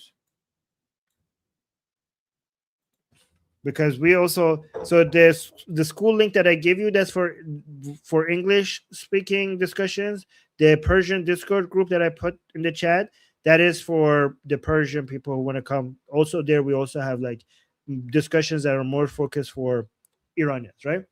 So guys, here's what we know. We know if the attack happens, it's very likely that the Americans and the Israelis first are going to focus on the air defense first, and then their rocket launchers. So air defense first, obviously, because before other planes that are not stealth come into Iran's airspace, the stealth fighter jets need to take out the air defense so that other forms of planes could just come into Iranian airspace and do what they need to do. So a lot of Iran's, the Islamic Republic's air defense has already been taken out during the 12-day war. But we could but obviously the Islamic Republic has spent that time to rebuild some of these or import some new parts or some new defense. So obviously there are some air defense that are operational right now because it has been some time since the 12-day war. So those need to be taken out first so that other planes could come do whatever they need to do. Once you basically take out enough air defenses, the entire Iranian airspace would be like a walk in the park for all forms of fighter jets of Americans and Israelis, even the ones that are not stealth. So, for example, we saw during the 12-day war that Israelis has so much dominance over Iran's airspace that even one of their refueling planes came into Iranian airspace, which is crazy because those things are so slow and so big and so visible. And the fact that they even brought that into Iranian airspace showed that they had taken out the Islamic Republic's air defense to the degree that they felt safe that even a plane that big and that slow and that easily targetable was safe in Iran's airspace. That's how effective the Israelis were during the 12-day war when it comes to clearing that out. So that would be the first step. The next step would be to take out the launchers to defend the Israelis and other U.S. allies and interests in the region, like UAE, Qatar, Saudi Arabia, Jordan, and everyone else, right? So those are going to be key. Probably some of the Islamic Republic's Navy should also be taken out, because if they think that this is the final battle, they probably would want to basically, even though their Navy is pretty pathetically weak, it still would make sense to take those out as well, because they might want to attack commercial targets in the Persian Gulf, or maybe some crazy people would want to decide to basically close off the Hormuz Strait, which is actually suicidal if they want to do that. But some people, like if they think that they're going to go down anyways, they might want to try. So taking out a lot of the Islamic Republic's Navy would also make sense to make sure that they don't do that. The least worrying part of the Islamic Republic is its Air Force. It's such a joke that is basically close to non-existent because of how old their planes are. But anyways, so I say all of this because Iranians inside Iran, once there's a signal that, because when the Islamic Republic starts using its air defense, the Iranian people hear it. So the first signal to the Iranian people that we have the first phase of the war has passed is when they stop hearing the Islamic Republic's air defense. When they stop hearing the Islamic Republic's air defense, that means that they have been taken out. So that's a good signal for them that we're moving, that the war is progressing in the right direction, right? So we could expect that at this point, the Islamic Republic would be fearing the Iranian people deciding to do an uprising, because this is what they're waiting for, to do the next wave of the revolution. That at this point, the Islamic Republic is very likely that they will cut out the internet and communication lines again, right? So the worry that some people have is like, okay, well, this is going to, because the best way to realize when is the time to come into the streets is to basically wait to see when Prince Reza Pahlavi would give the command, right? That is the safest bet. But once they cut the internet and all landlines, then what do we do? Because the communication between Prince Reza Pahlavi and the people will be limited. However, satellite TV will still be available, because people could watch Iran International. And I'm assuming that if Prince Reza Pahlavi gives his call to action for people to come into the streets, then people will be notified because they could see it on their satellite TVs, right? On Iran International. This is why the Islamic Republic has been busy going from door to door trying to remove satellite dishes. And this is also the reason why they were trying to jam the signal for satellite internet, for satellite TV, and also Starlink, to just remove all communication. It's going to be very key for them to basically do it this time when the war happens as well. I don't know how effective that's going to be from the Islamic Republic, but getting Prince Reza Pahlavi's call to action into Iran is going to be very, very key at that in those moments, right?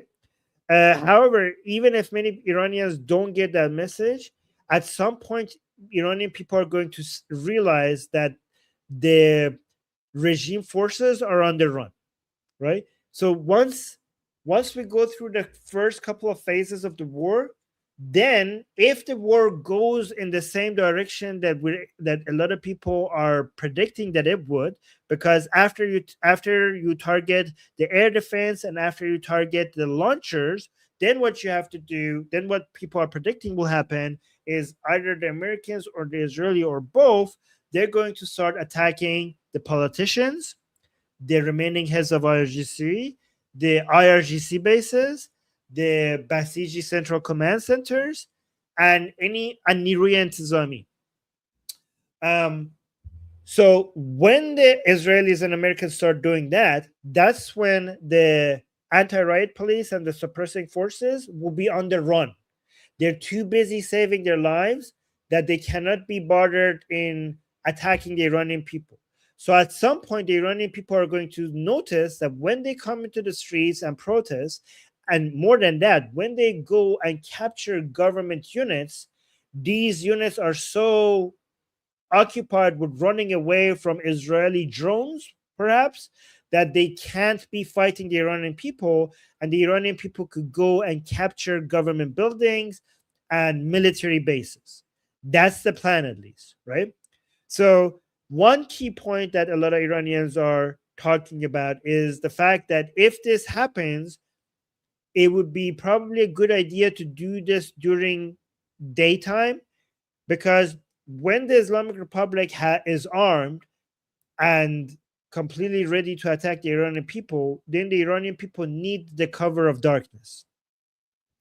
But when the Islamic Republic is on the run from Israeli drones and American drones or whatever, or missiles or whatever, then light becomes an advantage rather than a disadvantage. And that situation, light becomes a disadvantage to the Islamic Republic forces. Whoever has the upper hand needs light, and whoever doesn't needs the cover of darkness. So if the Iranian people get the upper hand, the cover of darkness now is going to be advantageous to the regime forces. So in that situation, it will make more sense to come out during daytime rather than nighttime, right?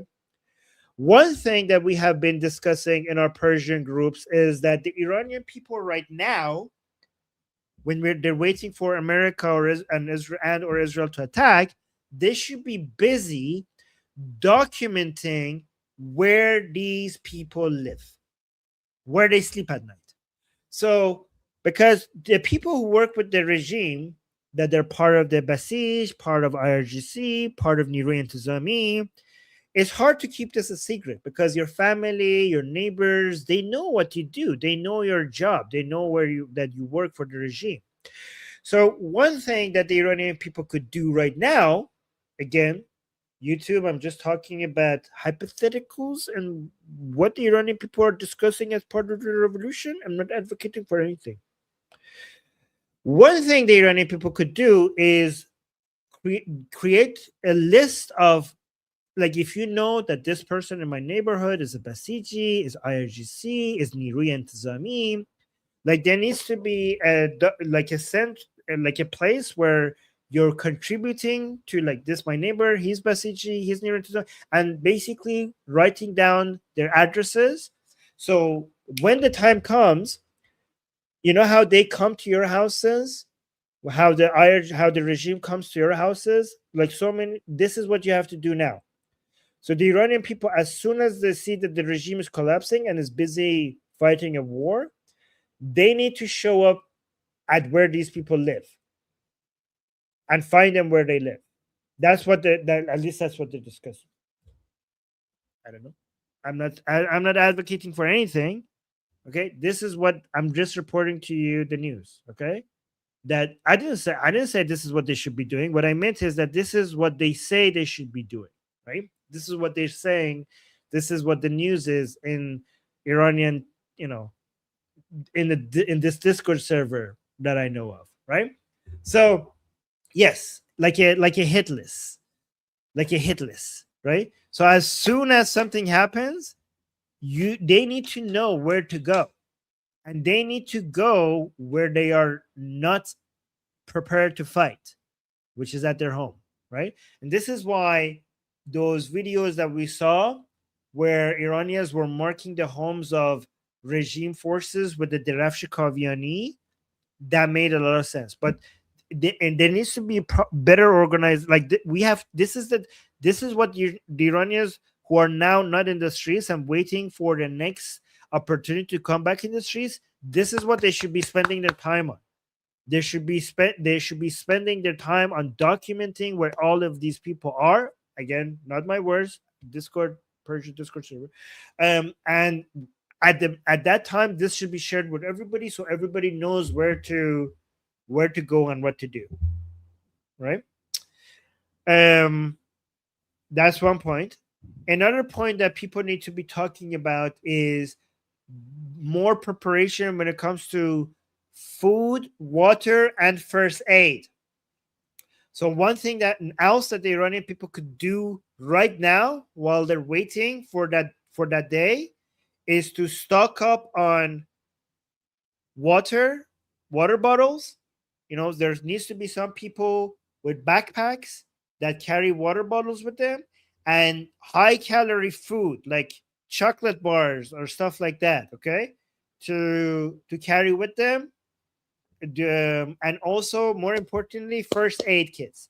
And Iranians in the chat, you know what the Garda Javidan booklet is, right? Let me know in the chat if you all know what that is. Review that one more time and work on that while we're waiting for this war to happen. We don't know how long it's going to be taking. So there's a booklet prepared by Princess Pahlavi and his team. It's a short booklet which gives you all the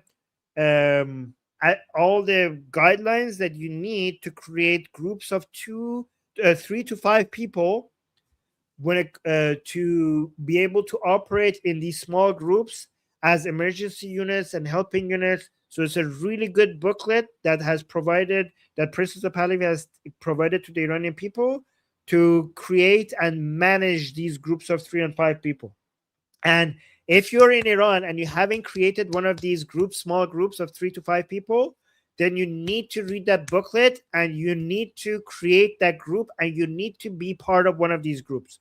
And you could choose the specialty of your group. Like your specialty of your group could be, I don't know, we are the ones who knock at people's doors at those addresses that you collected, depending on the capabilities. Like if you're if you're 5 strong trained dudes, then you might be one of those people who knocks, right? Or doesn't knock, or if you're a bunch of 3 girls who have been nurses, you could be one of those groups that carries first aid, right? Like 3 girls that created a group of 3 people who all 3 of your nurses, you could be like a first aid group, right? So just create those groups of 3 and 5 people and pick the specialty of your group. Pick the specialty of your group and then just meet with each other according to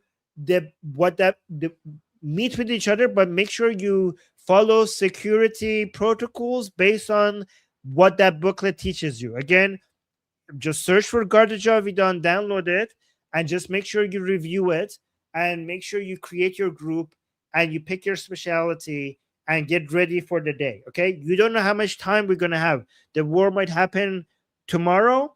It might happen in the next few hours. It might happen 5 months from now. So just don't just sit and wait. Prepare. Don't just sit and wait. Prepare.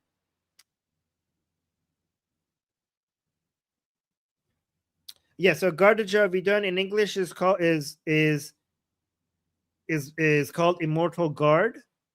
It translates into English into Immortal Guard. And somebody's saying, Armin, do you think the Immortal Guard could be behind the explosions?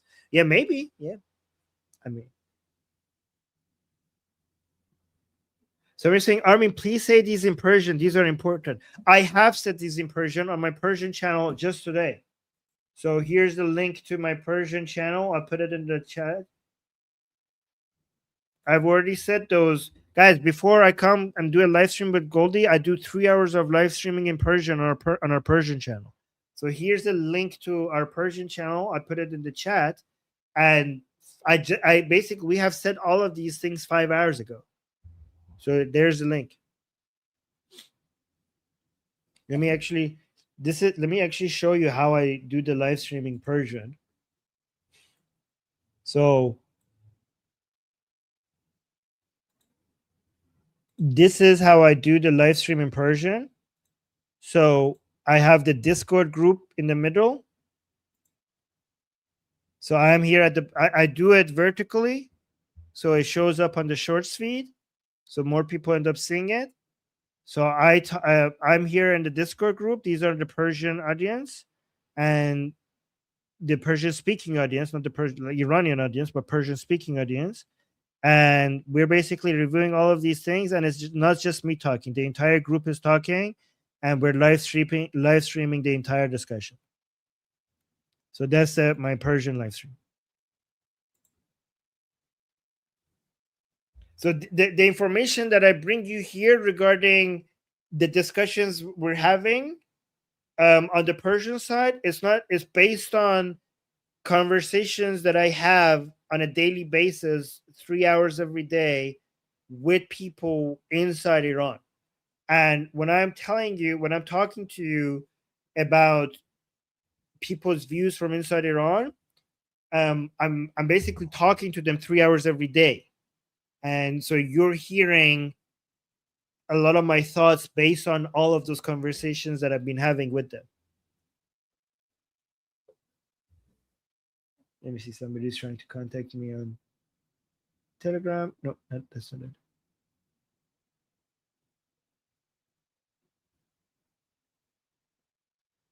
Okay.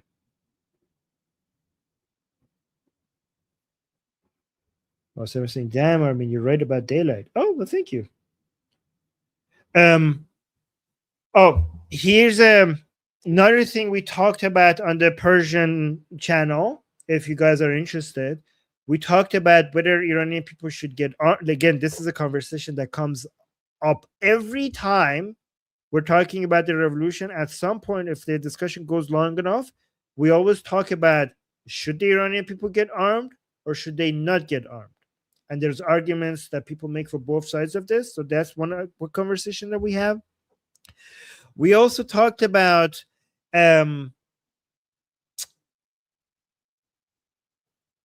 not showing mercy or showing mercy and the cycle of violence. Oh, Goldie is back, so I'm going to stop. Hi. Why are you stopping? What are you talking about? No, because I stopped because I just talked for so long, and I think people might be tired of just listening to my voice. I would never be tired of listening to you. Oh, okay. Welcome back. How did it go?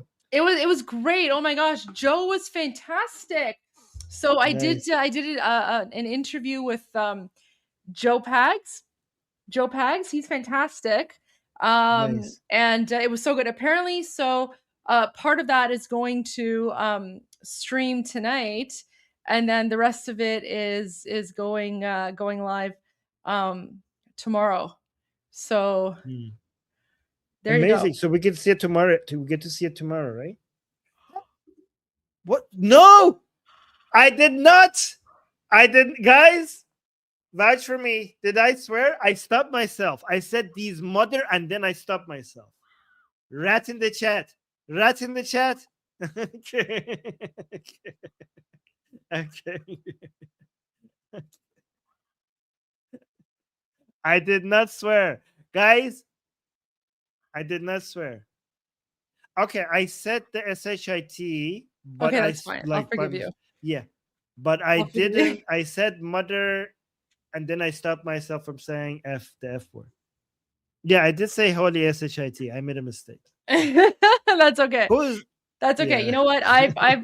I've said a few bad words when you're not around either, so I can't I can't fault you for that.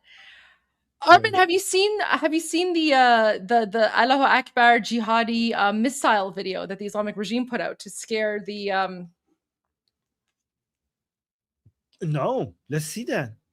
This should be fun. I played it earlier when you weren't here, but let me play it for you again. And then I don't know, maybe you can translate what they're saying, because like they talk about like the Quran or I don't know, something. of course, you know, as like the Islamic regime does, right? So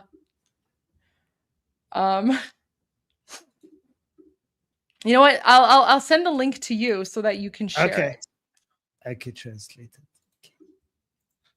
Well, watch the This whole should be thing fun. first. Watch the whole thing first. Actually, you know what? I think I can download the video here. So I think I downloaded the video. Let me just send Oh. you the video. Oh, my Goldie, gosh. I was bragging about being right about Nayak's response. Oh yeah. I that was so good, wasn't it? I was like, see, guys, I'm also sometimes right. No, Armin's always right. No, I'm kidding. I'm kidding. Did you send me? No. I'm looking for the video. I think it's where is it? Sometimes. Wait. People are saying yes sometimes. Side. Okay, maybe I didn't download it then. I probably didn't download it then. All right, let me just send you the link. Oh my gosh. Okay. And then you can play the video. It's like the craziest thing. This is the video that the Islamic regime put out to try and scare Americans.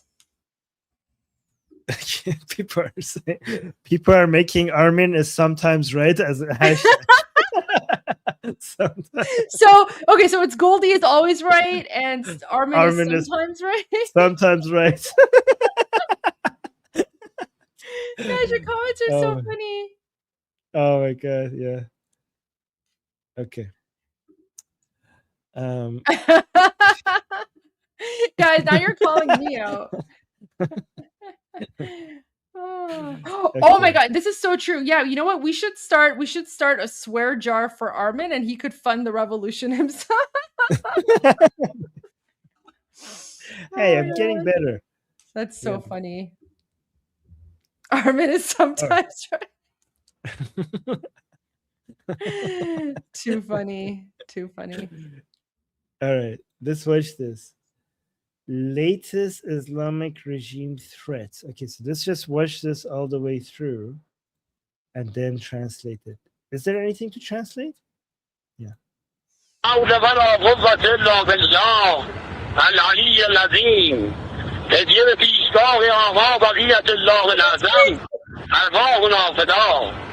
زمان بدان در رو تمام شده است. عملیات جلی که موشک نقطه زن خیبر با رمز یا فاطمه الزهرا یا فاطمه الزهرا یا فاطمه الزهرا شمارش معکوس 10 9 8 7 6 5 4 3 2 1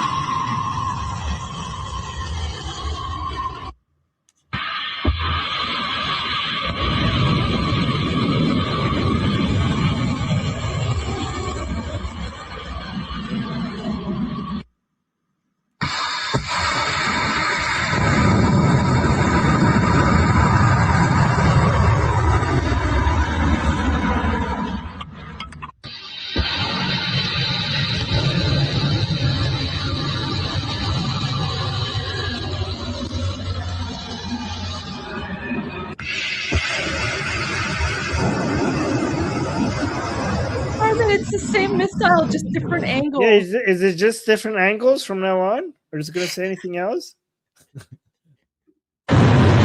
Like, guys, I wasn't scared when I saw it from the first 4 angles.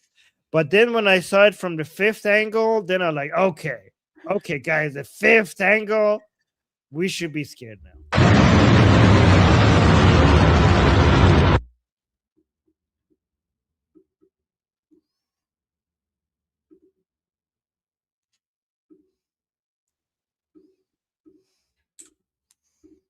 Okay.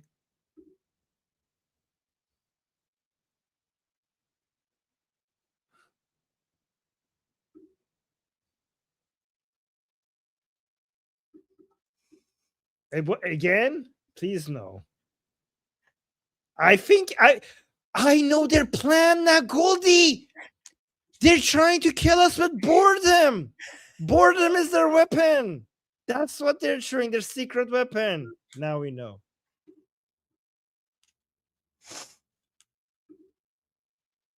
And now you know. And now you know. Oh my gosh. Oh my god. Do they say anything else? I don't think they do. I think the rest is just very scary footage, right? Because this is how they are telling President Trump and you know, the American military, you know, منتظر ما باش. Wait, they just dropped it in the middle of the desert?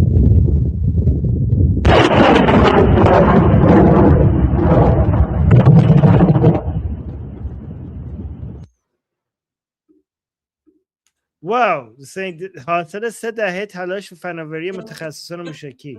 Really? Saying this is the product of 3 decades of the work and technology of our missile experts. 10 years and you got this? Okay.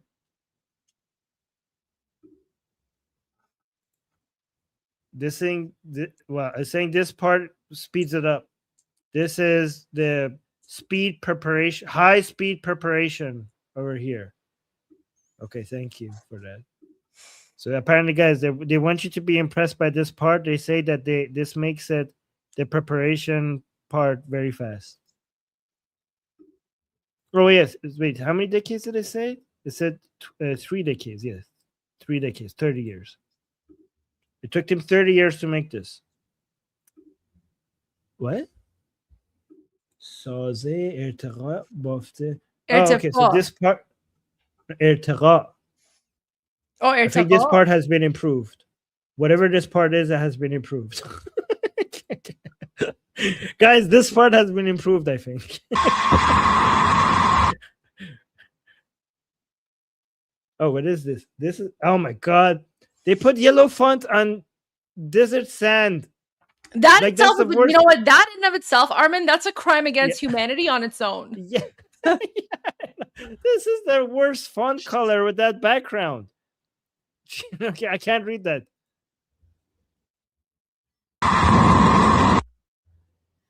Oh. سر جنگی فوق سنگین رادارگریز. Okay, so the head is very heavy and also it wouldn't be detected by radars. Radarguri's. So it basically avoids radar, the head.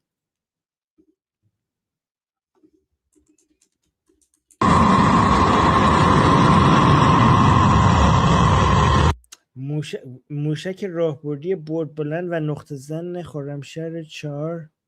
Okay, so this is apparently, it says that this is a strategic missile with a high range and very, نقطه زن is like, it's very accurate. Like it's basically, it hits the spot. And that's just the name. Khorramshahr. Oh, so it has 2 names. Khorramshahr. So apparently it's like the type of missile. This is like the Khorramshahr 4 model, and then they've named it Khaybar. Khaybar is the war where the Muslims killed Jews in there. That's the war with the Muslims against the Jews. So they call it after that war.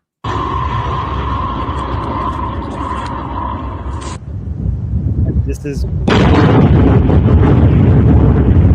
okay. So this is when it hits and says سرعت بالای اصابت به هدف. So it hits its target very fast. مقاوم در برابر. What is that? جنگال. جنگال. مقاوم در برابر. I don't know. Maybe it's Changal. Maybe they meant to say fork. fork. It's fork resistance. I don't know. It's fork resistant. Changol. I don't jangle. What is jangle? Jangle is like what? Something to do with war, maybe? I don't know. Yeah. So it's resistance towards against something. I don't know what that is. Because that's not how you spell Noqtas- jangal. Jangal is jungle, but there's no a in jangal, so I don't know.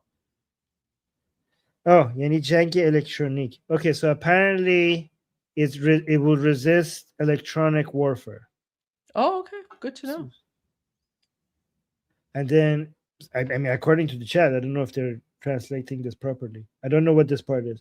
نقطه زنی با هدایت فاز میانی. So it's basically very precise with a guidance, with faz میانی, with middle phase guidance. I don't know what middle phase guidance is, but that's literally what it translates to.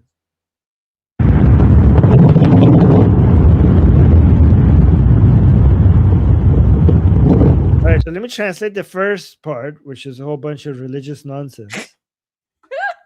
I tried to translate it, but I didn't understand. I just knew the la something, and I was like, I don't know. That's like something about Allah. Love it. Okay, I love that. But by the way, I really love your version of Shia Islam so much more than the original Shia Islam. It's so much cuter. You're making Islam sound cute. Oh my gosh. like Imam terrible. Goldie. I love Imam Goldie. I hate all the other Imams, but Imam Goldie is my favorite. You know what? If there was an Imam Goldie, I would totally be like a Shia Muslim. If there was like an Imam Goldie, 100%. Yeah. Okay. So here's saying شمارش معکوس موشک خرمشهر 4 به نام خیبر. So he's saying this is the countdown for the Khorramshahr 4 missile, otherwise known as Khaybar. So let's look at Khaybar again. Basically this is a Jew killing missile. By calling it Khaybar, they're calling it a Jew killing missile.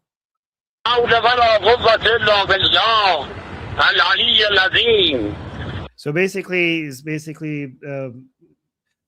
calling upon God and then calling upon Ali, I think. Oh, wait. Was it Ali? Ali al-Azim. Guys, this part is Arabic. So he's speaking Arabic right now. My Arabic is, by the way, I aced my Arabic in high school, but I've forgotten all of it. So I'm just going based on memory. So I'm not sure if I'm translating the Arabic part. Now it's Persian. Now it's saying this is a gift to basically a gift delivered at to our great leader Khamenei. Basically, he doesn't. Oh, our great leader.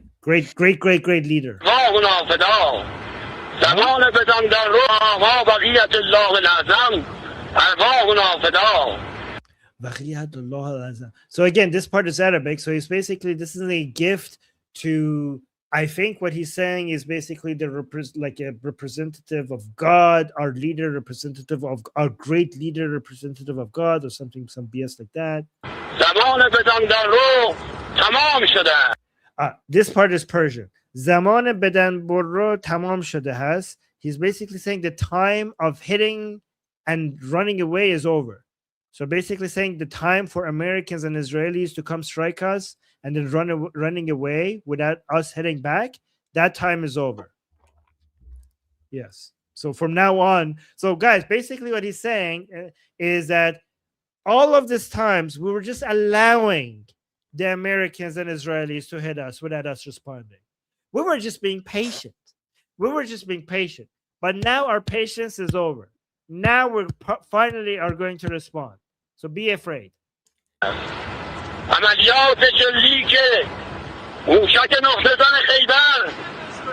I was saying the operations of Amaliyot, what?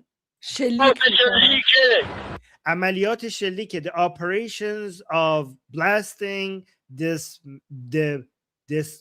precise missile. This precise Khaybar missile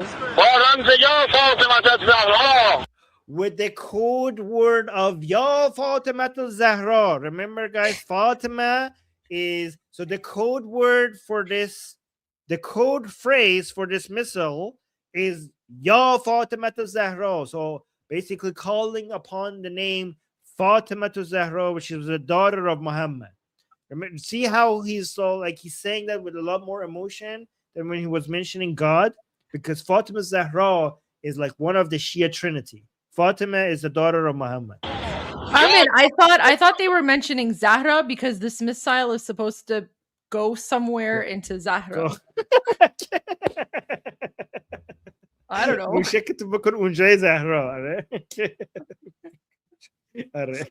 Wow, Goldie. Okay. I see. Okay. One of us. Okay. Okay. All right. Let's go. So guys, he's calling upon the name of Fatima. موشک نقطه‌زن خیبر با رمز یا فاطمه الزهرا یا فاطمه الزهرا یا فاطمه الزهرا. Oh, he mentioned Fatima Zahra 3 times. So we called upon the name of Fatima 3 times. I think it's like, do you know Beetlejuice, Armin? Beetlejuice is like that. It's like a cartoon. It's a movie. Like when you say Beetlejuice 3 times, he appears. So maybe they're like saying Fatima Zahra 3 times, thinking she'll appear or something. I don't know, man. Oh my God. Yeah, Americans, be very afraid. Be very afraid. But guys, like he didn't mention the name of Muhammad 3 times, the name of Allah 3 times, not even the name of their their leader Khamenei 3 times, but Fatima 3 times, right? I say countdown 10 9 Well, this is just a countdown. These are just numbers. I think that's about it. He doesn't say anything else.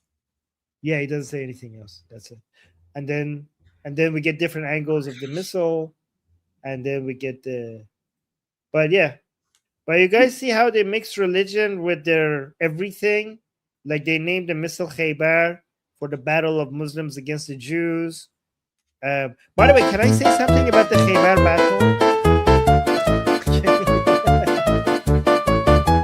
Oh no. This is better.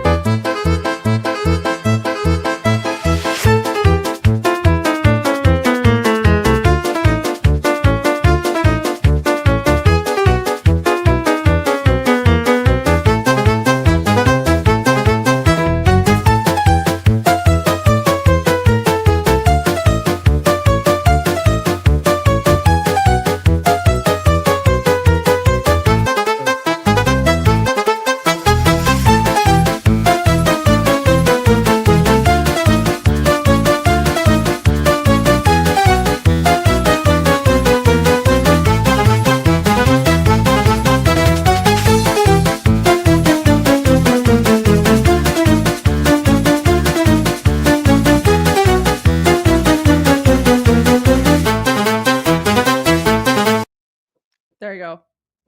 Perfect. That was a request from the chat earlier. When I shared it earlier, people were like, speed up the video and add circus music. So there you go. All right, so you were going to say something about Khaybar. Oh yeah. So there's a saying that during the Khaybar, not during one of the other wars against the Jews by Muslim, Imam Ali, Ya Ali, the first Imam of Shia Muslims, one of the trinity of Shia Muslims.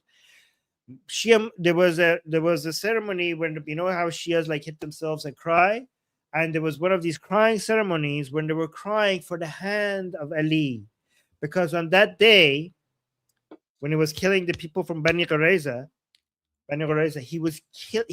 he had to behead so many Jews that his poor holy hand was getting tired, and we had Shias crying about, oh no, these like they weren't crying for the Jews, the hundreds and hundreds of Jews that he was beheading. They were saying they were crying for the hand of Ali, that oh no, his hand was getting tired from beheading all of these Jews. Like look how much work he's putting into it. And they were literally crying, like tears coming out for his hand. Yeah, poor Ali. Crazy. Yeah. People are making a lot of Aladdin dictator jokes. So okay, guys. In honor of the missile needs to be pointy. Test the missile next week. It is too round on the top. It needs to be pointy. Round is not scary. Pointy is scary. This will put a smile on the faces of the enemy. They will think that it is a huge robot's dildo flying towards them. No, Supreme Leader, the shape of the missile top has nothing to do with aerodynamics. It is about the payload delivery. No, it sticks in the ground and then kaboom. Supreme Leader, I think perhaps some of your information about bombs is coming from cartoons. Nonsense. I have been watching research films. In this film, just one question, was there a duck who, when the explosion happens, his bill goes around the back of his head, and then in order to talk, he has to put it back this way? There was somebody who suffered a deformity like that, yeah. Okay. I am now 100% sure that you are watching cartoons. Indulge me. For 1 second, pretend that I'm an idiot. Okay, I'm there. Okay. You know what? Let's just agree to disagree, my friend. Okay. What? Why? No! Don't you remember? Of course I remember. How dare you question my memory? I remember everything. Oh, no, I would never do that. Never. I'm so sorry. I didn't mean that. Don't worry. It's fine. Well done, my friend. Thank you. Wait. Admiral General, what if we just tell the United Nations we have no nuclear weapons? They will lift the sanctions. We'll be free to sell oil rights to the Jalabia Desert. Uncle Tamir, do you not remember what my saintly father made me promise him on his deathbed? It was never to sell Wadia's oil. You remember that was when he gave me power instead of you, the rightful heir. You've been so cool about it. Now let's go back to the palace. It's the season finale of Real Housewives of Shahan Ma'afa al-Mata'alik. Khafla.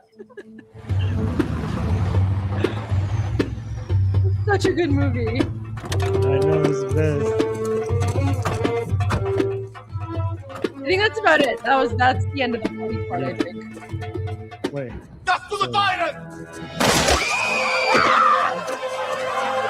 All right, that's about it. So there you go. That's you guys wanted the scene from The Dictator where he talks about the pointy missile. There you go. So that's why this is so pointy. They wanted to make sure. Okay. They wanted Make to it sure pointy. to Make ground. it pointy to Yeah. scare the Americans, right? The only way to scare the Americans is if you make it pointy. Pointy. Mm. So there you go. The name of the movie is The Dictator. You can look it up. It's a good Guys, movie. if you have not watched that, like that's a classic. Like everybody should watch that. I probably watch it like twice a year at least. Like it's such a good movie. Oh, really? I love that movie. Oh my gosh, I love The Dictator. It's so funny. Yeah. So funny. So all right. Armin, I think that's pretty much it for the news, unless there's anything else that you want to share. No, I'm good. Okay. Yeah. I already talked I already talked so much when you weren't here that I think people I'm not gonna No, people Yeah, listen, that's people love you. They appreciate you explaining things because you come with all like the analysis and the military and the news and everything. So we appreciate you talking. I'm just sorry today's been super crazy busy for me. But let me see. I don't have any media interviews tomorrow, so we're good. We're good for tomorrow. And who knows what's going to happen, but I mean it's don't good think it's too good much. that you have media interviews because you Yeah. basically spread the word. No, absolutely. It's fantastic. And guys, so my I think a clip of my conversation with Joe Pags is going to come out tonight, and I think he said the full podcast is going to come out tomorrow as well. So there you go. That was fantastic. So tomorrow we have that to watch. And then we also gonna have tomorrow the results of because in the next few hours, Witkoff and Arakchi are going to be meeting. Yeah. So I think there's going to be a lot of headline news coming from that. So we're going to not only be analyzing what happened, but probably a lot of reactions to that coming out of that. So that's going to be a big news tomorrow. So we'll see. Tomorrow is going to be a big news day. Absolutely. And, on my end, because I've also not just the interviews, but guys, I know you're waiting for the petition. So the petition has been supported by, the Honorable Melissa Lantzman. So basically, at this point, what we're just waiting for is for the government of Canada, like the legislative clerks, to just publish the link to the petition online. And then once that link is published online, we'll share it with you. We'll share it with everyone.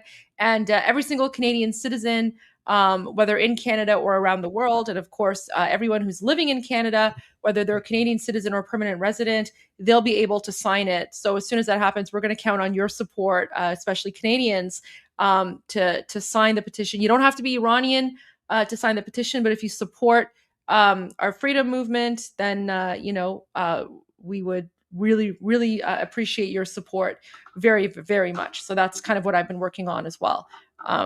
Wait, can I show two funny things? Yes, before we please. go? I'm down for funny videos. You want to share funny videos? I'm here. Yeah. Okay. So, wait, I don't even know what this one is. But let me actually Citizens show or the first- permanent residents. If you live in Canada, you can sign the petition. So I have two. Here, let me actually bring this one first. So this one first, because Neil Bunny, the thing that you just sent me, can you explain what that is? Because I don't know what that is. But let me show this one first.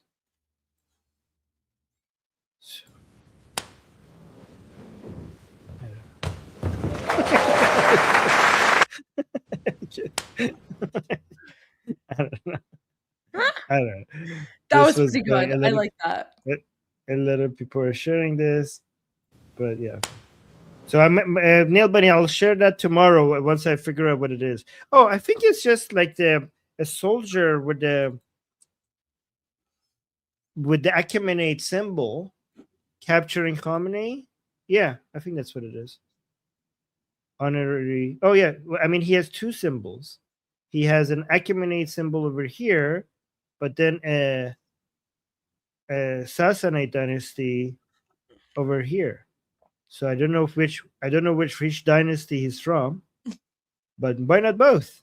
I mean, he's probably Safavid because I know the Safavid people were really proud of their Achaemenid heritage, so they might have wore Achaemenid symbols. But anyway, so this is the Aryan soldier basically capturing Khamenei as a prisoner. So those are the things I had.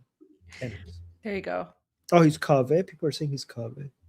I mean, Kaveh was a blacksmith. This guy looks like an official. Yeah, looks like a warrior. Kaveh was a blacksmith, not a warrior. So, and guys, I'm actually when I finish this live stream, I'm gonna be having like a formal, official like Zoom meeting with my sister because we're gonna talk over the Discord channel, I guess, and hopefully the Discord channel will be live soon. So there you go. So she's gonna be running it, but I'm supposed to meet with her after because people want me to do. People say this is Rubio. Yeah, it's Marco Rubio. Who'd you think it was? Oh, I didn't even. Oh, okay, so Marco Rubio as an honorary Safavid soldier. Okay, sorry, I didn't recognize him. There you go. That armor. Yeah, it's Marco Rubio. Too funny. Okay, guys. Well, thank you so much for joining. I will play the rocket video for you at the end. Don't worry. We'll share that with you before we end the live stream. So, but thank you everyone for joining. Thank you for being here. Huge thanks to Armin for really carrying the show today. Like you basically were, doing all the hard work today. I was just like the pretty face, like, showing the rocket video. So no, don't say that. But today was super busy but productive. Yes. I'll share some of those interviews with you guys as well. So thank you so much all for being here. Guys, just remember that we're so lucky. Goldie, whenever she goes to these interviews, like she performs better than anyone else I've seen. Oh, thank you. Like honestly, thanks to all of the people who are trying to be the voice of the Iranian people. But other than Princess of Pahlavi, I think Goldie does the best job being our voice. So we're so lucky to have her going around in different media outlets and speaking on our behalf. We're so lucky to have her. And Thank you, Tommy Robinson, for being the reason why Goldie became free enough to be able to do this for us, or else she will still be in chains. Too So funny. yeah. Thank you for that.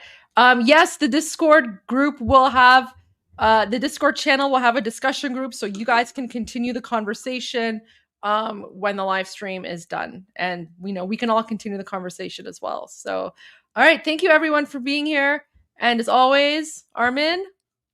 I'm Israel Chai, Javid Shah, Payande Iran. There you go, guys. See you tomorrow.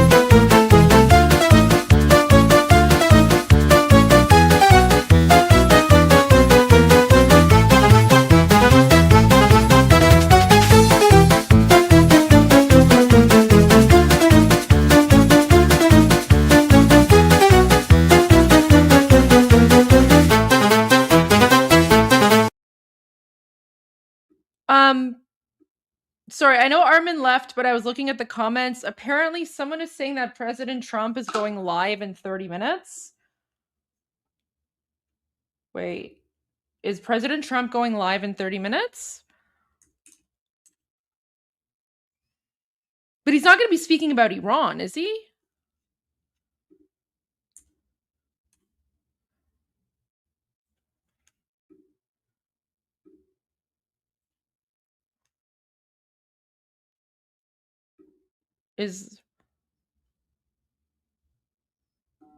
He's giving a statement? Okay. Oh my gosh. All right. All right, guys. Let me just check here. I